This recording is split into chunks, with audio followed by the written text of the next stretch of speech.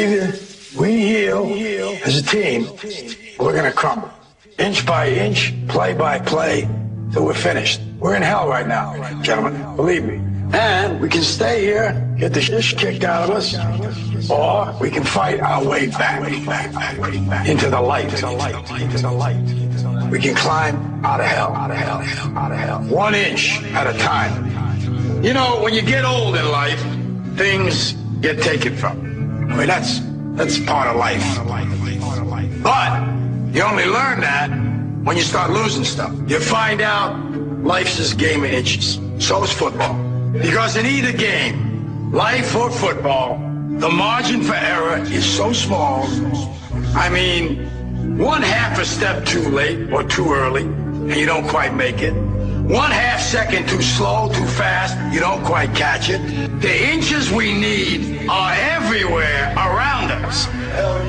They're in every break of the game, every minute, every second. On this team, we fight for that inch. On this team, we tear ourselves and everyone else around us to pieces for that inch. We claw our fingernails for that inch. Because we know when we add up all those inches, that's going to make the fucking difference between winning and losing. Between living and dying. I'll tell you this, in any fight, it's the guy who's willing to die who's going to win that inch. And I know if I'm going to have any life anymore, it's because I'm still willing to fight and die for that inch. Because that's what living is. There's 6 inches in front of your face. Now, I can't make you do it. You got to look at the guy next to you. Look into his eyes. Now, I think you're going to see a guy who will go that inch with you. You're going to see a guy who will sacrifice himself for this team because he knows when it comes down to it, you're going to do the same for him. That's a team, gentlemen. And either we heal now as a team, or we will die as individuals. Ideas are bulletproof. Ladies and gentlemen, welcome to the show. It is October 7th, 2011. This is the Friday edition of Down the Rabbit Hole. I'm your host, Popeye, from FederalJack.com. Today, I have a special guest with me. His name is Jerrald President. You guys heard him talk to me in the interview I played last Sunday on my show when I was down at Occupy Miami, and I got a chance to hear Jerrald speak, and he was the only person that I heard make a public speech that actually really had a clue and a grasp as to what was going on. And he was also the only person that, when he spoke, everybody went nuts and gave him a standing ovation. When everybody else spoke, maybe half the crowd or 3/4 of the crowd clapped. Jerrald went up there and kind of just electrified the whole audience. And it's because he spoke from his heart. He spoke truth. He wasn't trying to pontificate for the cameras. He wasn't trying to be cool. He was down there. He brought his little girl with him, his 3-year-old daughter. She's smart as a whip. You want to talk about a kid that already knows about, good versus bad. You could tell that he's got a good head on his shoulders, and he's passing it on to his kids. So after I played his interview, everybody kind of wanted, you guys wanted him on and wanted him to come chill out. And I was more than pleased to be able to get in touch with him and find out that, he was willing to come on, as soon as he possibly could. So without further ado, Jerrald, say hello to the audience. Hello, world. Hello, world. How y'all doing out there? They're doing pretty good. I have a ton of questions that some people had asked. I went through the chat room the last time and everything, and I kind of condensed everything together. But pretty much, go ahead and give the listeners, a lot of them were asking, like, what got you into this and everything else, and how, your kind of what led you down the road of your awakening. So go ahead and start with that, and just tell them how you kind of found, you awoke yourself, and then how you decided that you had to wake others. All right, no problem, Papa. What I will say is it happened to me when I was in the 12th grade. I was taking an economics class, and I can't remember the teacher's name, so that's, sort of show you how irrelevant he was in economics. And I asked the teacher one day, this was 1987, and the stock market had just, if I'm correct, lost 600 or 700 points. October, we called it Black Friday. And I remember asking the teacher, how is it possible if we have a government, how could a government ever go broke if we can print our own money? And the teacher looked at me, and I was I've always been one of those people that always just spoke out. So the teacher looked at me, and he never gave me an answer. And so I asked him again. I said, no, sir, I really would love to know, how is it possible for a government, the United States of America, who can print its own currency, how could we ever go broke? And the guy never answered the question. And so that led me on my journey towards basically enlightenment. And it didn't happen until 1995. I met this guy named Tom, who I used to work with at a warehouse. I'm going to say it was Publix warehouse. And the guy used to see me reading books all the time. So he said, Jerrald, he said, you know what? He said, I don't like to read, but my daddy has all these books at home. And he said, would you like, I'm not trying to run no game on you. He said, but I have these books and I would love for you to read them. And I know once you read them, you can tell me what's in them because my daddy just collect books. So I said, okay. So the books he brought me were David Icke, The Biggest Secret, and The Creature from Jekyll Island by G. Edward Griffin. And so at that time I was 25, 26 years old. And once I read those two books, it's just like that scene in The Matrix when Neo is in a hallway. Yeah, you realize everything is not exactly as it seems. Exactly.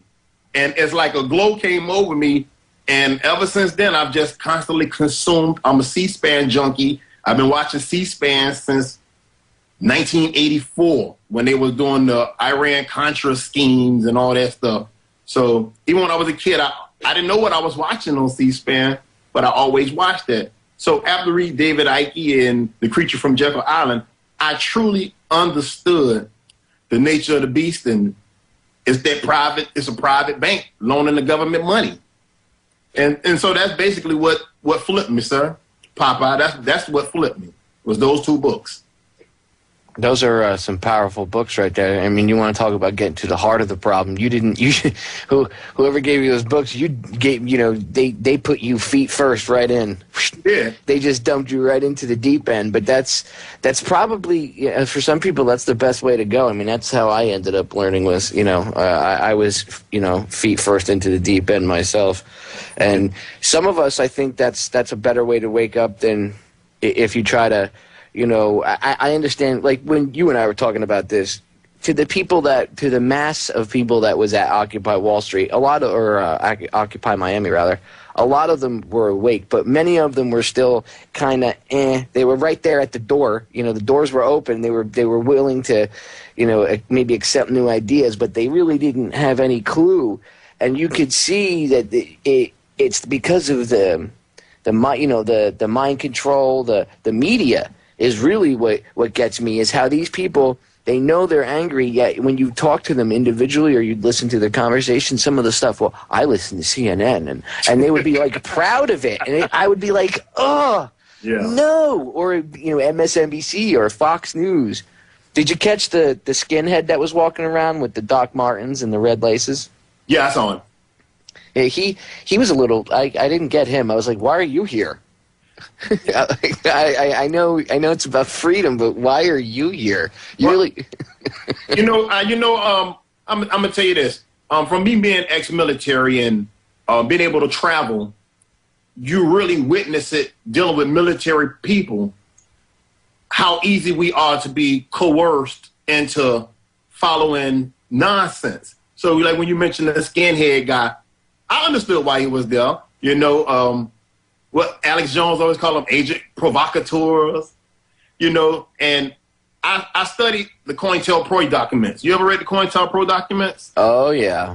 Well, once I studied those, I truly understood how they send out disinformation, and they send that other person to the rabble rouse and to provoke the crowd to, distract you. Yeah, get people arguing amongst each other.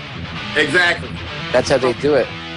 We got the break sneaking up on us, Jerrald. Okay. Hang on for 1 second. Listeners, stay tuned. You got 2 hours. Me and Jerrald President hanging out, talking, throwing out ideas, coming up with solutions. We'll be right back.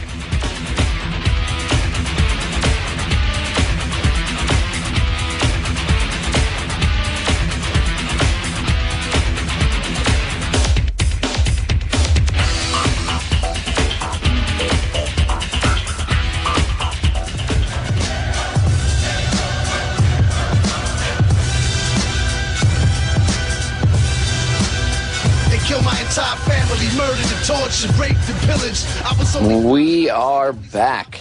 Jerrald, we were talking about Occupy Wall Street and the coverage that you've seen and I've seen since you and I talked last Saturday. Right. And did you notice that the police they seem to be ramping up their physical assaults on the protesters? Well, that was inevitable. If anybody paid attention to when they had the meeting in Seattle, was it 1999 or 2001?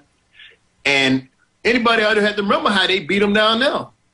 So they've militarized law enforcement as the people are, how shall I say, the problem.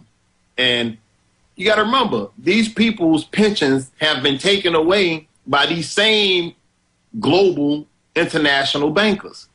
So it's not a coincidence that the military the police department is doing that to the people. Why do you think they love ex-military to be in law enforcement? Of course, because you already got the training. Exactly, and you're obedient and you're going to follow the rules. You're going to follow what they tell you to do. I mean,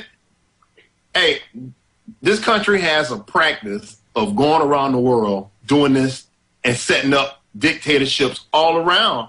I mean, from Argentina with Mr. Pinochet to Guatemala to Honduras, Bolivia, Ecuador, El Salvador, Nicaragua. We have a history of doing this. So the people, what the problem is, until the people realize, hey, cut up those credit cards, rip up that mortgage, you're going to always stay in this situation. We all have to do it en masse together, because as long as we continue to allow these people to do this, you're going to have police looking at you because you their meal ticket. You're right. You're 100% right. You're the meal. Just think about it. They're going to arrest all those people. They wouldn't have a job. They wouldn't have job security. Exactly. You're right. And hey, I'm a believer of the Constitution, even though I don't believe in firearms, but I believe in the Constitution where everybody has the right to bear arms. And you talk about New York, it's illegal to have a gun. You understand what I'm saying? Look at Plaxico Burgess. Exactly. And he didn't do nothing. He shot himself, and he went to jail. Hey, you got to remember, the United Nations over there, baby. The United Nations over there. Yeah, they got to teach everybody that you can't have a gun. That's why That's why Bloomberg made an example out of him the way he did. He really made an example, didn't he? Oh yeah. But the sad thing was, who came to his defense? Not one person from the Tea Party. Yeah, where the hell was the NRA or the governors of America or anybody else to stand up for his rights? You know, they don't want their tax-free, that 501c, they don't want their tax exemption status to be jeopardized. You know what I mean? Yeah, so God forbid that they have to pay taxes like the rest of the slaves. You know, so I mean, I didn't see not one Republican the Republicans are always NRA proud members. Nobody ever mentions New York is illegal to have a firearm. Again, I want people to understand, I might be in law enforcement. I don't believe in weapons, but I believe in the Second Amendment, and I believe people have the right to bear arms. So when you're encroaching upon one person's rights, what means that they're not going to take that and extrapolate that and slide it all across the whole United States? You know, these are some gangsters. Exactly, man. Exactly. It always starts off with one little tiny thing, and then and then it's always for the children. Case in point, remember Obama? He said he wasn't going to prosecute medical marijuana dispensaries. Oh, and then what you say a couple of days ago? They raped them, huh? Oh yeah, today the female, she's a U.S. Obviously she's federal, I guess, whatever, for Northern California. And she's going after dispensaries, and she read this little thing, and it was just, she's like, you could sit and watch, sit across the street and watch these places, which obviously tells you that they did just that. And she's like, you see healthy-looking people get out of a car and go inside and come back out. They don't look sick to me, which is like kind of the inflection she was putting on it. Like, who are you to judge if they're sick? You can't judge anybody from walking into a building and walking out. I mean, that's ridiculous. It's a gangster nation. Just think about it. You have the last two presidents. No, I'm sorry. The last three presidents, from Mr. I Didn't Inhale to Mr. Bush,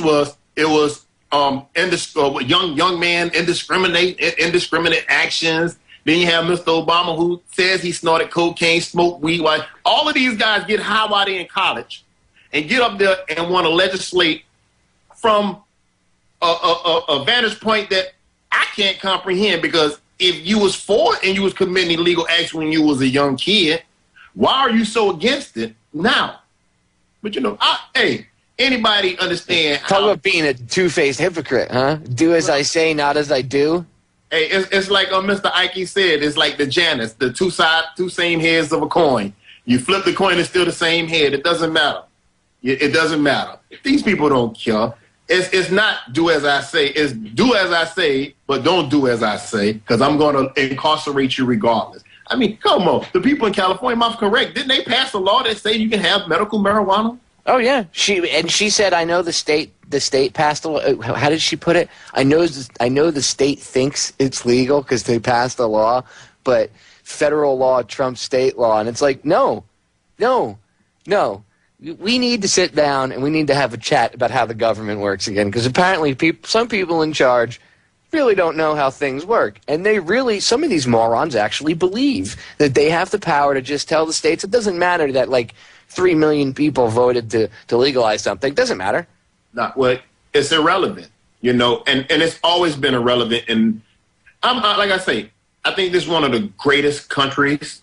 I'm not going to say in the world, because I haven't been every place on the world, and I'm pretty sure, and wherever someone else lives, they feel it's the greatest place on the planet. But when you have the Constitution and the Bill of Rights, and you have people who are in positions of power that doesn't even adhere to what's in those Constitution or the Bill of Rights, you always have that bizarro world, where they can go in Bohemian Groove and get high, engage in all type of illicit acts, bring dope all through the United States and the back dope from Mexico. Through the Panama Canal. It's okay if they skim off the top. What was that? Wachovia get caught laundering $300 billion in drug money. It's okay for them to do it. But Popeye, don't get caught, Popeye, with a dime bag on you. Exactly. Hey, I'm sorry, Popeye. You're gonna have to for life. I got to go to the chair. You got an eighth on you. You're done. You're going to jail for life. But the guy that just took billions of dollars and screwed over hundreds and hundreds of people, thousands of people, took all like Madoff. People like, whoa, Bernie Madoff was a turd. You don't think that they didn't know what was going on? Not the people, but the higher ups and people in the government? Come on. Come on. Madoff is a fall guy. That's all. You want to find some shit out? Pardon my French. I hate when that slips out, but whatever. Anyway, you want to find it out? You want to find some info out? Go look at the the financial records, this really kills me, of the put options and stuff, okay, that were put on the airlines on 9/11. And on 9/11. And go look at go look up Promise, the Promise software. And people, I know you've heard about this, but the listeners, look up Promise. We're going to break, but during the break, look up Promise software and look up all the transactions that were going on while the towers were burning. But no, there's no inside knowledge. No, we're all crazy. Hey, it's the gangsta nation, Exactly. It's like the Sopranos are running the country, Jerrald. But that's America, you know. And that's the thing I love about this country. I'm always going to say is it's not like they don't hide this. They don't hide it. It's in their own document. He's right, people. He's right. But actions speak louder, pretend to be free. Till you die a slave, a soldier in the desert searching for a ghost in the cave. For the corporation, I run out of patience. Sick of seeing troops sent to die for your lives. Spending dollars in debt, we holler in protest. Till we have your arrest, we will not rest. And we know what you did that day. Kill your own citizens To advance your ways. 9/11 was an inside job, people. The sooner we come to grips with that and we accept it, the faster we can get over it. And then, we can start to find out the truth and let the hangings begin. And I don't want to hear any of this panty waste, live free, love, blah, blah, blah. Yeah, that's all well and good, but there's certain people like Dick Cheney that need to be put near a microwave and have his pump turned off. You know what I'm saying? Okay? Bush needs to swing from a rope. So does Rumsfeld and the rest of them. If not for the Iraqi people and all the other millions of people around the world that have been affected by them, how about just for what they've done to our veterans and our military and our own people? But that's a completely, entirely different show by itself. Jerrald. Yes. You are in law enforcement, and it must be tough for you. I know that not every police officer or agent or federal agent or whatever is an idiot, but it must be tough for you because you're awake, and I'm sure you see people that aren't, and if you see them do something that's dumb, it's got to irritate you. And I don't know how, honestly, I don't know how you do it, because I used to be a private investigator, and one of the reasons I left was because we weren't investigators anymore. We pretty much worked for the insurance companies, as little snitches, basically. And I didn't want to do it anymore. It wasn't what I had wanted to be an investigator for. I wanted to, help people and, solve crimes and stuff like that. And it wasn't like that anymore. So I can only imagine you're even deeper because you're in law enforcement itself. So, and I myself know from when I was in the Coast Guard and we did federal law enforcement, there were things that I personally was like, ugh, I was disgusted. I felt bad when we had to stop the Cubans coming over. It sucked as a human being because I knew if they were willing to take the Florida Straits on an inner tube and brave that to come over here, things must really not be good at home.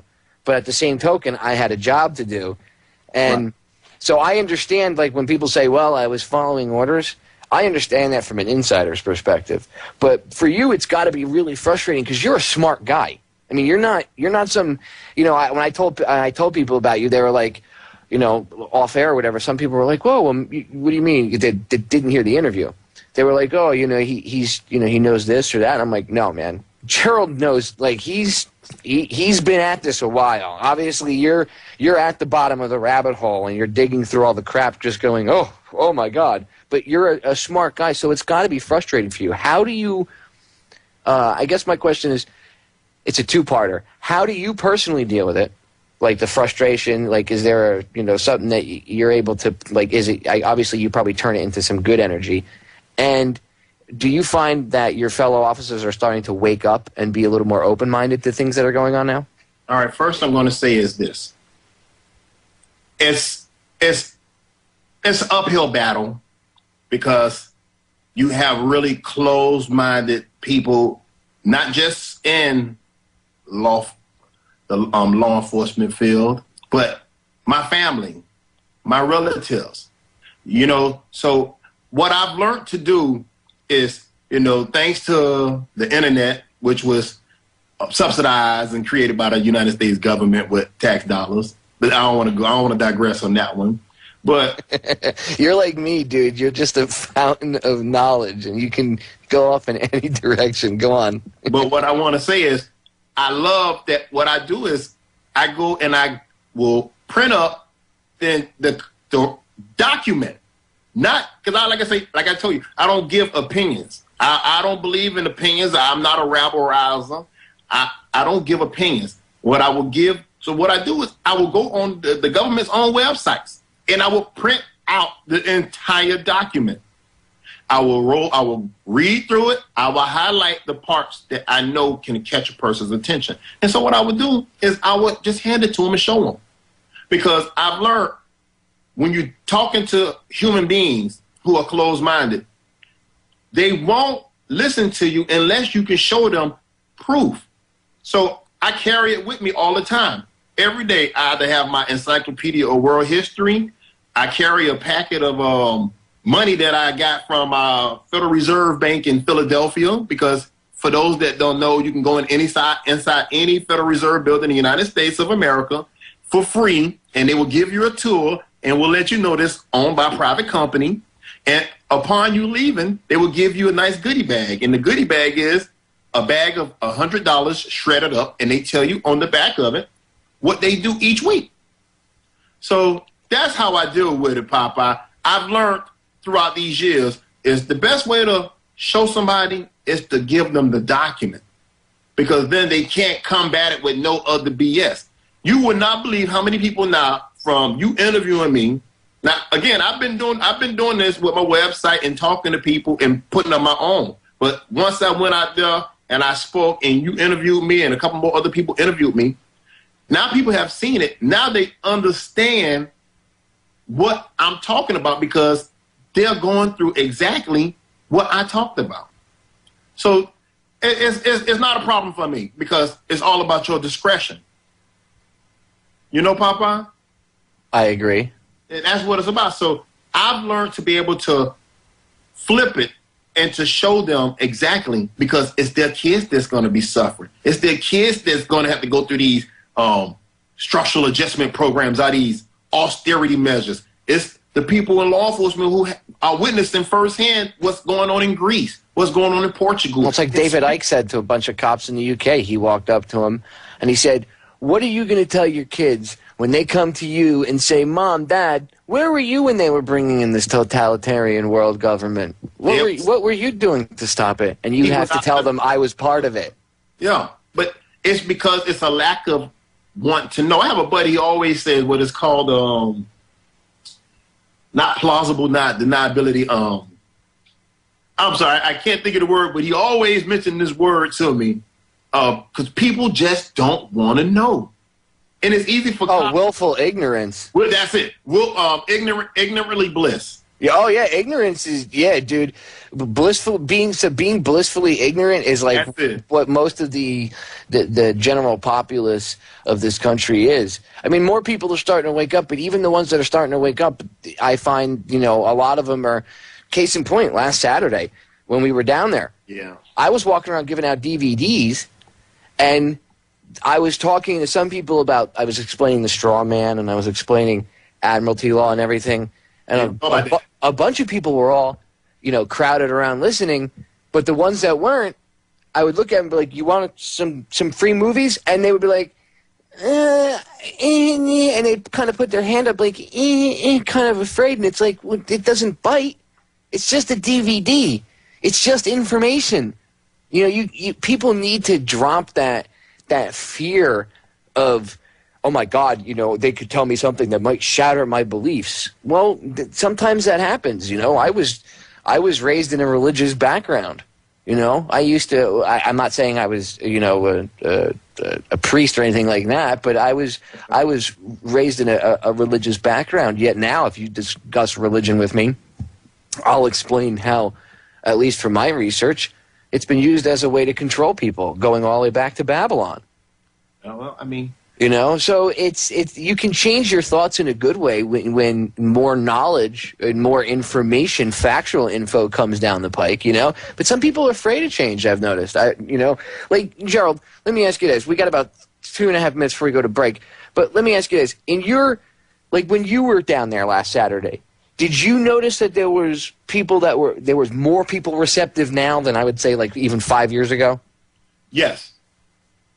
But from listening to people speak, I'm going to say still that 99% of the people that was there, 99.99% of the people that was there still didn't understand. They don't understand the beast of the Bank of International Settlements, the International Monetary Fund, the World Bank. They don't understand our own Federal Reserve System. So it's like that dog chasing his tail. They're going to continue. You can't address a cancer if you don't know how to diagnose a cancer. Very well said. That's like trying to fix your car. How the hell are you going to fix your car if you don't know how to fix an engine? Exactly. You shouldn't be trying to change the oil if you don't even know what the spark plugs are. Exactly. And that's the way it is right now. You're right. We got people that, they're blaming Wall Street and capitalism, and that's completely not what the fact is. But that's the red herring. That's what these elites want people to believe. We're getting cut off by the bumper, so that means the break's coming up. We'll be back in 3 minutes, guys. Stay tuned.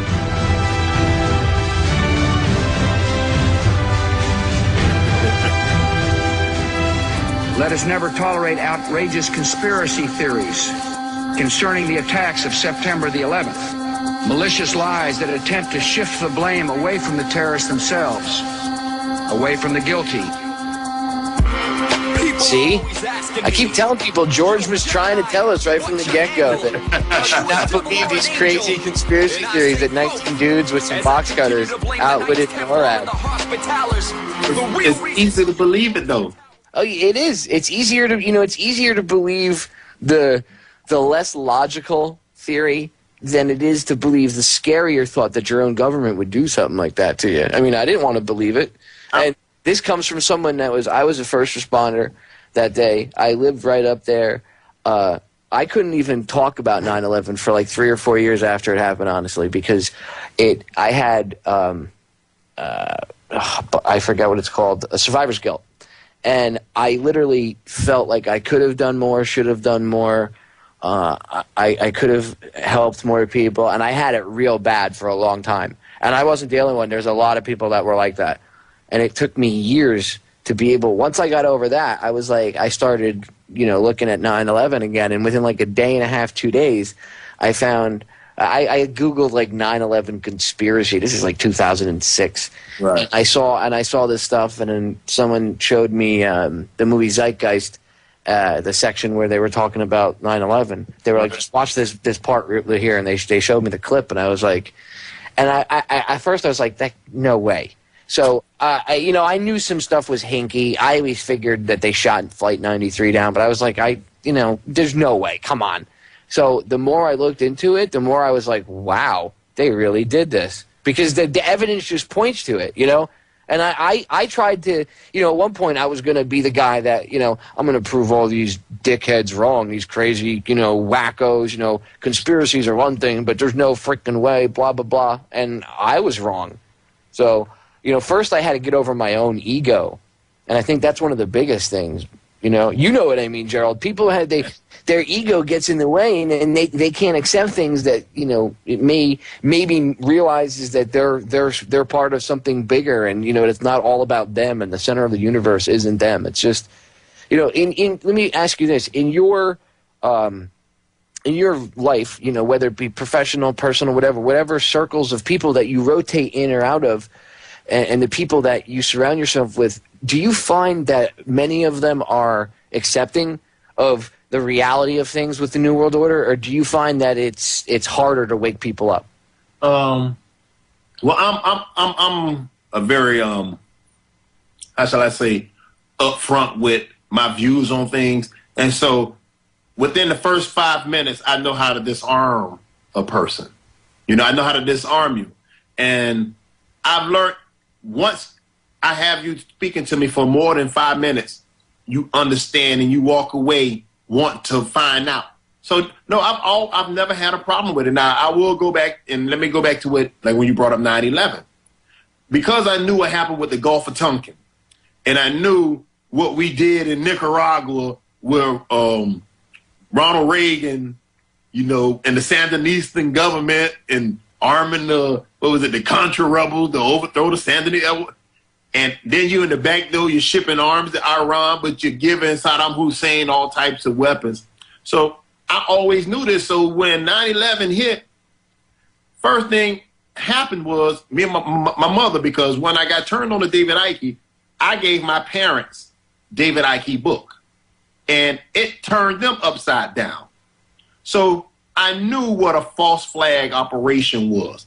So when I saw it, and I remember vividly, I say, how in the world within 24 hours you have pictures of guys who committed this, whatever you want to call it, and they were so dumb that they left the blueprints and all this paperwork in a car. Now, I'm not I'm not a rocket scientist, but where in the world in the history of people committing crimes have somebody videotape themselves and say, I committed this heinous act? I mean, I say, come on, man. The man somebody's in a cave talking on a satellite phone in a country that doesn't even have an infrastructure. And you're going to tell me you have the satellites to pinpoint anything on this planet, and this man was orchestrating this scheme in a fucking cave? I mean, come on, man. They don't even have roads in Afghanistan. And you want me, but you know, again, the American people want to watch The Price is Right. Back then, The Price is Right. They want to watch Survivor, you know, but if they would just sit there and watch C-SPAN, I've always implored people, please watch C-SPAN. Watch it. Now, when you sit there and you watch it, you really get to see how legislation is pushed forward. And to sit there and you can read it, it just amazes me that people don't, that should be mandatory in all the schools for kids to watch C-SPAN, because then you will really see who writes the legislation. And it's not your it's not your congressman, it's not your senator. Yeah, and because that's if you want people to watch reality TV, at least you can see something that's more realistic, because you can watch your rights being violated right on television all the time. Yeah, you can sit and watch them legislate your rights away. And if you notice, C-SPAN is not as it used to be. When I was a kid, they used to roll the AV carts with the TVs and everything with C-SPAN around. And when it came time, if there was an election or anything like that, we always had, I guess maybe it depended on the teacher, but back then teachers were still allowed to teach. You know, it's not like it is now. So it was a little different. The kids coming at now are just, it's incredible. My mother-in-law's friend's been a teacher for 30 years, and she was just telling me, my mother-in-law was telling me their friend's retiring because she's tired of it, because they're not teaching kids anymore. She said that the kids are coming out, they're graduating high school, and they can't even add, 5 plus 5. But what did Charlotte Eisenbach say? Oh, she talks. When you go read that book, isn't it creepy? Because you look at what's going on, you're like, oh my God, they've done it. I mean, and so I printed out the one part that I always when I show people, we're talking about. It says the Chamber of Commerce is power and goals, December 1983. And it was, and just to read how these people thought of this way back in the 1920s, and it took for this guy, I don't know how he was, where he was at when he spoke about it, but it just gave you 15 points of what they was going to do. Creation of the United Nations, creation of an organization for economic cooperation and development, the regional government or new federalism, Medicare, commercialization of medical professions, postal reorganization. Aren't they getting ready to privatize the post office right now? Yeah, and they're always talking how the post office is hemorrhaging money and it's horrible. And you know what? That's BS. There's a lot of people that depend on the post office for medications. Veterans. If you go to the VA hospital, anybody that's a veteran knows this. Right now, you used to be able to go to the VA hospital and refill your prescriptions so you could drive over. Not anymore. You can't do it there now. Your initial prescription you get, but after that, you have to do it via the phone or over the internet, and it gets mailed to you. So what happens if they screw with the post office? What happens to all those old people's medication? Not to mention their checks, but their meds, stuff that they actually may need to keep them alive. These people don't care. And the sad thing is, I don't understand anybody who can vote for a Democrat. I don't understand the mentality of anybody voting for a Republican. You're talking about people who vote against your own economic interests. You haven't seen anybody talk about repealing NAFTA. So my Tea Party brothers who behind the Republicans, why when George Bush was the president, he had a Republican Congress, Republican Senate, he had full authority to do anything. Did they eliminate NAFTA, GATT, all these trade agreements? No, they continue on. All my Democratic brothers. When President Barack Obama came in, he had he had the House, he had the Senate. It was veto. He could push anything through. Did they get rid of NAFTA? Did they get rid of GATT? They didn't get rid of not one of those trade agreements. Did they get us out of the United Nations? Did they get us out of this creation of the International Monetary Fund or the World Bank? Did they bring back Glass-Steagall? No. So it doesn't matter which one. But again, like 9/11, it's easy to believe that a motherfucker in a damn 757 crashed into a building, everything is disintegrated, but yet his passport and a driver's license is found in the damn rubble. Exactly. You know, or the Pentagon, a plane goes through a Pentagon, but yet the damn... Yeah, the plane can melt, but but there's DNA evidence to identify all the passengers. Come on. How do you have physics work one way but not another? Easy, because he who controls the media controls the information. And it's a reason why they don't show you Building 7. It's a reason why.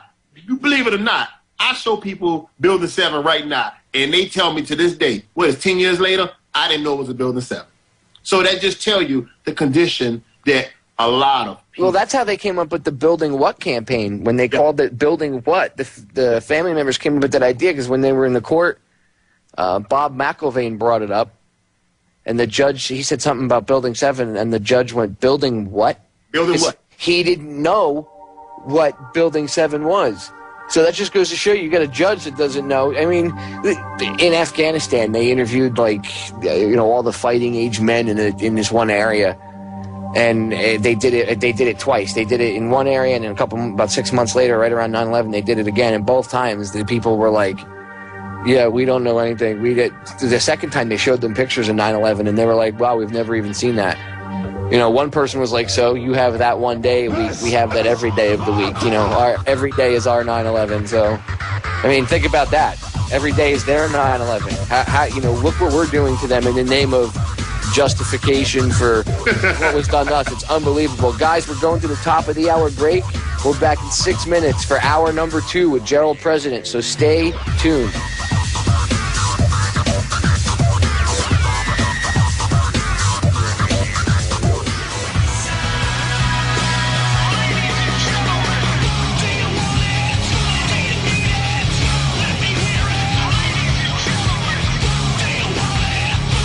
Ladies and gentlemen, welcome back to hour number 2 of Down the Rabbit Hole. I am your host, Popeye, from FederalJack.com.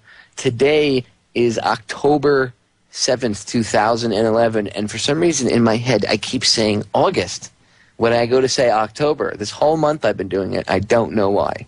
Anyway, welcome back to the show, guys. Today we're hanging out with local blogger and activist Jerrald President. Jerrald, before we get back into the conversation, tell the listeners really quick where they can go check your blog out and where they can find you on YouTube. It's www.Jerrald with a J, Jerrald President, that's 2 R's, .info. Again, it's www.JerraldPresident.info. Jerrald President, all combined together. You can also find me on YouTube at Jerrald President. All one word, Jerrald President. That's one way you can find me. I put my blogs up periodically throughout the week, and once a month I film my own videos with the help of my brother-in-law. He records me, edits it, and we send it to the world. So again, it's awesome. www.JerraldPresident.info. And you on Facebook too? Yes, you can find me on Facebook at Jerrald President. That's it, just Jerrald, Jerrald, President, like the United States of America. And you can find me on there. Awesome. Thank you, Papa. No problem. I want to make sure I get that out there. You know, people, I know some of the people in the chat room had asked, and I threw the link in, but I forgot to have you say it out loud on air, and I forgot to say it myself, so I wanted to make sure the listeners got a chance. And as always, in the YouTube video archive, I'll throw up a link to Jerrald's website, so that if you guys are listening to the rebroad on YouTube, you can go and just click the link in the description box, and it'll take you to Jerrald's blog. It's really good. I really like your site. It's really well put together. It's cool. Hey, that was always in my head. I just didn't know how to put it down. I tried to get in contact with so many people who, you know, to do a website for me, and everybody wanted to charge me an arm and a leg. So I just happened to meet this group of people, and it was less than $100. And I do it all myself. I do all the editing, all the documents. I do all that. That's just from my research and just from the things that I've gathered for the last 25 years on this planet. I got to tell you, I was impressed. I went and checked it out. You gave me your business card last Saturday, and it was, you know, for the listeners, so you guys know, I only met Jerrald, like I said, last Saturday. It's not like he's some secret character we made up for the radio or anything like that. Jerrald is 100% the real deal, and he was a breath of fresh air. That's why I was excited to have him on, because it's nice to have a conversation with you. Conversation just flows with you.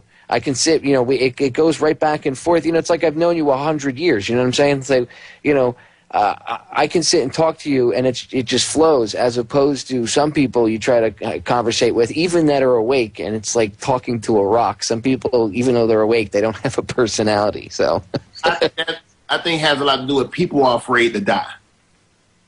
And when you get over that fear of dying, you can let loose. So I've never been afraid of dying. And because I'm not afraid of dying, I speak. You're not afraid to live. No. And that's the number one thing, is living. I'm in the present. And it's like that scene in The Matrix when Neo all of a sudden realized and everything just was going in slow motion. And that's how I view life. I view life in slow motion because I know the maneuvers of these people that's out there. And I know they're listening to me and you right now. You know what I mean? I know they're listening, and I don't have a problem with that, because the world needs to know that, hey, all of us need to link together to get rid of this private Federal Reserve system. And exactly. It's like you and I were talking about last weekend. I don't remember if I know we touched on it in the interview, but off camera, you and I were talking for a while too. Yeah. And we were talking about racism. Yeah. And how it's such a red herring, and how it's used completely to control everybody, and people are just, it's frustrating because people fall into it. I have a good friend of mine. He's the witness on my on my marriage license. He's a really close friend of mine, but he said to me, "I'll always love." Let me rephrase that. Not always love. I'll always respect and like President Obama, no matter what he does. Shit. Because he's the first black president. And Sinbad's a black guy. And I said to him, dude, for all the intelligent things that you say and know about, that is probably the dumbest thing I've ever heard you say. And he was like, what do you mean? I said, you're being played, right? They're playing you based on your pride of your race. I said, and that really pisses me off, because you're a smart guy, and here you are falling for this crap. I said, you should be irritated. You should be mad that this guy has done such a horrible job. And he's like, yeah, but, I got to support him. He's the first black president. And I'm like, no, you don't. You need to, first of all, and this is, people can, I'm sure somebody will probably get offended at me saying this, but because I'm white. But coming from an outsider's point of view, he owes the black community more than any other president in the past, because he has to prove to the racist morons out there, the people that buy into racism, that a black guy can be the president. And because he's done such a horrible job and screwed people so bad, he's put that damper the uneducated, the unenlightened are going to say, the idiots that buy into the racist, argument are going to say, you see, stupid black guy, can't ever let him be president.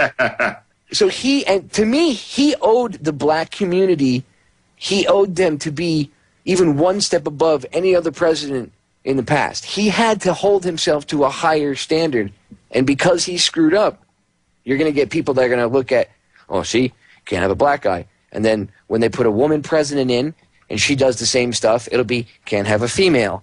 And then when they put a Hispanic president, they'll keep putting these puppets in and playing on the race baiting and the sexuality and everything. And unless we all stand up and realize that the one common theme that we all have is freedom. Freedom. Just like Bill Cooper used to say, what's the one thing we have in common? Freedom. Doesn't matter what religion, what color, where you are, where you're from. If you don't have freedom, you can't worship your God or dress the way you want to dress or talk how you want to talk. So we all do have the basic common principles. We all have this stuff in common with each other. And we're all human anyway. I mean, why do we have to... See, it just irritates me. I get so frustrated, Jerrald, because I know that, again, racism is just to get everybody infighting so that we don't get together and have the conversation that you and I are having right now and educating these people. I'm going to say this, being a black man myself, in regards to President Obama. I will say this. I was at the primaries. I took my daughter when she was 1 month old because of how historical it was. Now, what I will say as far as all of that, how that goes is, once I saw before he was elected, and I saw who he had on his economic team, I knew automatically this man was going to do the same things that George Bush, that Bill Clinton, that George Bush daddy, Ronald Reagan, Jimmy Carter, Nixon, Ford, because he brought all the guys from Goldman Sachs, from the the Federal Reserve Bank of New York. I knew we was in trouble. When he brought Mr. Larry Summers, the architect of tearing down Glass-Steagall, when he brought in Mr. Rahm Emanuel, another one of those bank employees, I knew we was going to get shafted. So I was one of the black men that said, yeah, I'm proud that he's finally made it though. But then I realized once he put in show, you gotta remember, he hid his economic team from the people. Yeah, he did. He hid all that stuff until the very last minute. Exactly. And as soon as that happened, I told my family, I say this man is going to do the same thing George Bush did. Look who his Treasury Secretary is. Timothy, I don't pay my taxes, but you should, Geithner. Exactly. It was in charge of the New York Fed. Or Hank Paulson with Mr. Bush, who comes from Goldman Sachs. Yeah, they're all insiders. They're all on the same team. We're going to break. Guys, stay tuned. We'll be right back with more. Me and Jerrald President hanging out. Stay tuned.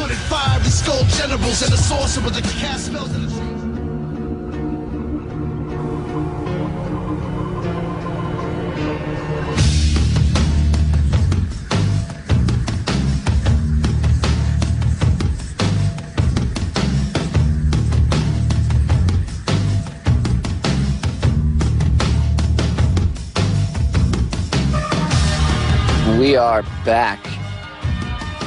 Me and Jerrald are hanging out, and we're just dropping knowledge left and right here. And that's the best way to do it, is in this free flow type of atmosphere, because we can sit back and have this free flow of thoughts back and forth and ideas and information between the two of us.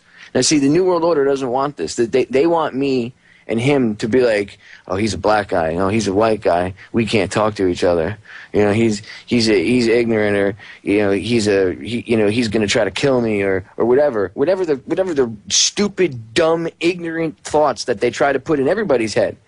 They try to keep everybody in fear of each other, just like they want you to be afraid of a boogeyman in your closet that doesn't exist. They killed bin Laden, and now they supposedly killed Anwar al-Awlaki for a second time, I may add. They killed him back in 2009, the first time. But these guys are like cats. They have 9 or 10 lives.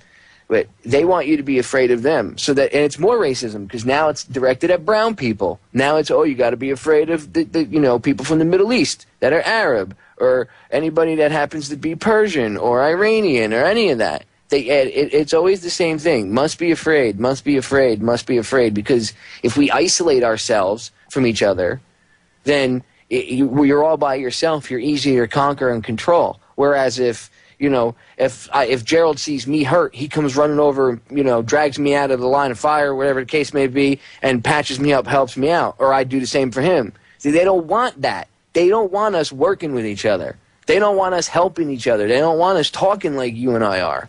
Because God forbid the cattle are talking to each other. They might stampede. Stop them. It's just ridiculous. And like you were saying during the break, you struggle a lot. I guess in your not I don't want to say struggle, but you have some people. Let me phrase it. You know some people that maybe I should say they're struggling with the whole thing because some of them buy into the stuff with President Obama. Like I was saying, my friend, why you pick on? They say to you, why are you picking on Obama? How do you deal with that? Like, how do you conquer that? All right. Well, first I want everybody to know I'm not anti-President Barack Obama. I'm not anti-George Bush. I'm not anti any of those guys. What I am, I'm anti-bullshit. And I'm against interest on this money. I'm against debt on this money. But how I deal with it is I let them understand my anger is not towards him. My anger is not towards the president. My anger is towards them for not reading and paying attention to his policies. See, it's one thing for you to tell me what you're going to do for me. But if you got me bent over backwards and you stroking me 25 times and then you let your boys come in and they pop me, I got a problem with that if nobody's coming to help me. So when you deal with people who want to protect this guy, I always just try to make them understand and read this guy's policies, and that's what hurts me more than anything is that they don't want to read. They don't want to read the policies. They want to feel the hope. They want to feel the change. They want to feel that they was part of history. Yes, it was part of history. Every time you have a new president, it's part of history. Yes, I understand the true racism of this country. I understand all of that stuff. But what I truly hate is the ignorance that I have to encounter when it comes to dealing with this, because they need to understand these policies that are being pushed down our throats by this guy, by the last couple of jokers, is a policy created and crafted by the Chamber of Commerce. It's crafted by the International Monetary Fund and the Bank of International Settlements. All he does is just get up there and just make you think he's doing something for you. So how I counter it is I just push hard at him. And best believe, I've had so many converts slide over and now they're seeing it totally different. See, people want to see it from the feel good, but I make them see it from the economic viewpoint. That's why my website is called Politics and Economics and the Struggle to Survive in America, because it's all about politics and economics. And economics is the engine behind politics. And so when I go on my topics with guys, I always bring them always back to make them understand I'm about the interest and the money. And I make them understand if the guy can get in and he can get $2, $3, $5 trillion and you give it to the banks, you're going to still be screwed, because that bank going to just turn around and take that $5 trillion and turn it into $50 trillion after they apply their fractional reserve, fractional reserve money system and the interest and the debt. That's what I'm about. So that's how I always combat it, because I know the policies. And once I show them the policies, it's like a light that turns on in their head. So it's hard, but it's worth it when you get the input back from these people, when they go and then they decide to go and do their own research and they say, well, damn, I didn't know the Federal Reserve was a private bank. You know what I mean? So that's how most people don't know the Federal Reserve is a private bank. My favorite expression, and I don't know who came up with it first, but somebody said the Federal Reserve. I think it was Aaron Russo that said it. But the Federal Reserve is about as Federal Express. Yes. And that's why I like to use that to say that to people, because people are like, well, what do you mean? It's, we run that. And I laugh. I'm like, we run that. They don't. It's the other way around, dude. hey, but I guarantee you, where I work at and all the people who I know, that it's changing. Oh, yeah, there's more people that, now they, I noticed, we'll say back from like 2008 till now, there's more people that know what the Federal Reserve is. Yeah. And if you say, man, the Federal Reserve, like, case in point, if you had given your little speech 4 years ago, people would have been like, you would have gotten like 4 people, and then you would have had like that, like a golf clap, like, oh, yay, Jerrald, yeah, okay, and hush, hush, wow, this guy's crazy. Now, you went up there, and everybody was like, woo, cheering, because they know what the Federal Reserve is. The problem is, nobody's talking about it. Except Ron Paul. Exactly. And I'm not, I believe in this man. I'm not a supporter of Ron Paul because I believe that you do need government. Now, I'm not saying the way how government is now, but you do need a government. What I don't believe in from Mr. Ron Paul is allowing the free market. America has never had a free market because if anybody paid attention, the roads, Mr. Eisenhower's super highways, all these highways, that was created through taxing and borrowing money. So you need some type of government for the infrastructure. When you give it to the private corporations, you have what we have now. You have all these right-to-work states. Where all the right-to-work states are? In the South, all in the southern states. Where all the poverty is in the South. Who vote for Republicans? The southern states. Who are the most impoverished? The southern states. I don't understand the mentality of saying you don't need the government. No, you just don't need the bullshit government that's allowing this interest. I agree. I agree. I mean, I'm for smaller government, that you do have to have some form of, but see, people, what the problem is? People anthropomorphize government. They make it into a man, they make it into a human, humanoid entity where government is nothing but a tool. The government, you should think of the government like a hammer. You can either build a house with it, you can smash someone's skull in with it. It's not really the hammer that does the bad deed. It's what you do with the hammer that makes it bad or good. So government is the same way. If we wield government like we would wield a hammer, things would be much better. The problem is people have this mythical idea that the government tells you, well, the government says, the government says, no, the government doesn't say. No. We're supposed to tell the government what it says, but we've as a collective country, collectively as a country, we've lost our way, and people have been so dumbed down, especially like what Charlotte Iserby was talking about. Kids now think everything's about the states, the Sovietization of the educational system. We're getting cut off by the bumper music. That means the break is coming up. We'll be back in 3 minutes, guys. Stay tuned.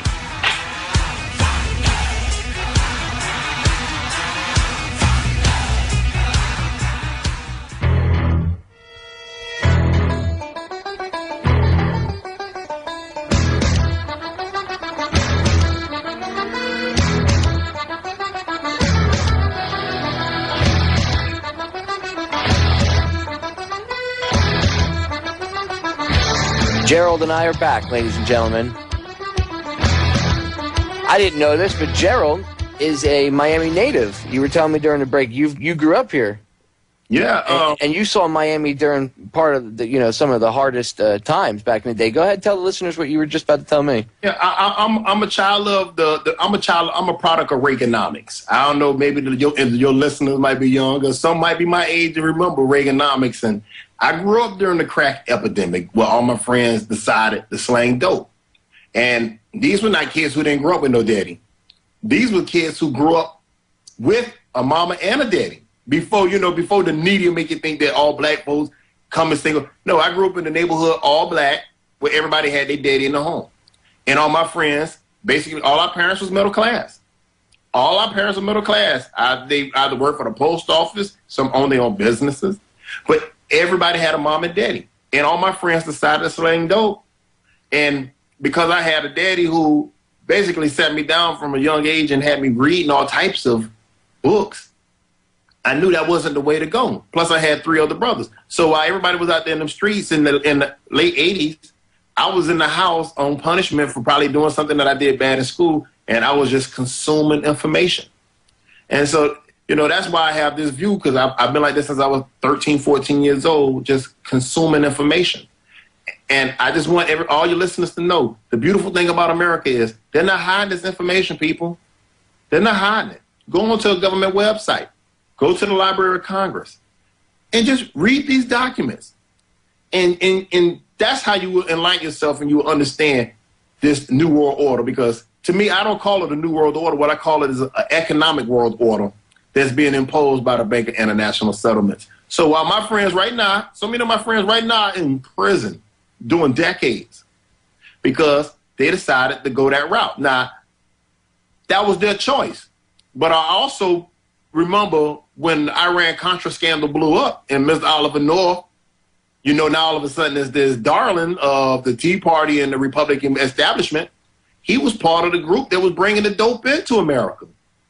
So, you know, it's the yin and the yang. It's a wicked country, and it's also a good country, you know. And I just hate that they're incarcerating so many people and so many brothers, so many poor white kids, so many poor Latino kids. They're shipping out all these jobs through NAFTA and this CAFTA, and now these trade agreements that President Barack Obama is trying to push through with. What was it? South Korea, Colombia. I can't think of the other one. It's just sad. And anybody, if they had any common sense, get a camera and go ride around throughout every community. I'm not talking about the black community in the hood where I grew up from. I'm talking about every community. And you show me where they're manufacturing anything. They've de-industrialized the United States. United States will never be what we thought it should be and what we was led to believe it was, because it was always built on debt. So that's a little bit about, you know, myself and growing up and not all my friends in prison. And I'm basically the last one from a group of maybe 15 guys that was all the same age. They all in prison because they decided that they wanted that easy money, but it was always given to them by the police. It's not a coincidence. Excuse me. You know, it's not a coincidence. Oh, no, it's not a coincidence at all. Look, they targeted crack to the black community back in the 80s because they knew that that the black community, people in the community, couldn't afford cocaine. Cocaine was a rich white man's drug. So they made crack, and bam. And like I said this 100 times on my other shows, especially when I get into the war on drugs, do you really, really think that some, you know, junkie was sitting in some slum, you know, room by himself and all of a sudden had an epiphany on how to, you know, through a process which is akin to, you know, a chemistry experiment, and you need pretty much a chemistry set, or you know, when you know, making it would require somewhat of a chemistry set to do. You think this guy just came up with it? He can't, you know, you're supposed to believe that someone that's so drug-addled and drooling on themselves and is all, but yet they come up with this procedure. No. It was, and when you research it, it was a white guy that worked for the CIA, and they marketed it to the black community to destroy it. Hey, but, you know, if anybody ever read COINTELPRO, they will understand just how devious our Federal Bureau of Investigations is. They understand how devious. Look what they did to Martin Luther King Jr. You're 100% accurate. The stuff they did to him was ridiculous. I mean, so you just think about, and they never stopped COINTELPRO. That program is still in existence. You know, I mean, we just didn't, it then transformed into some new type of, look, Fast and Furious. What we do, ship the drugs over to Mexico, let the Mexicans kill each other, and bring the dope. Who getting all the money? Wachovia.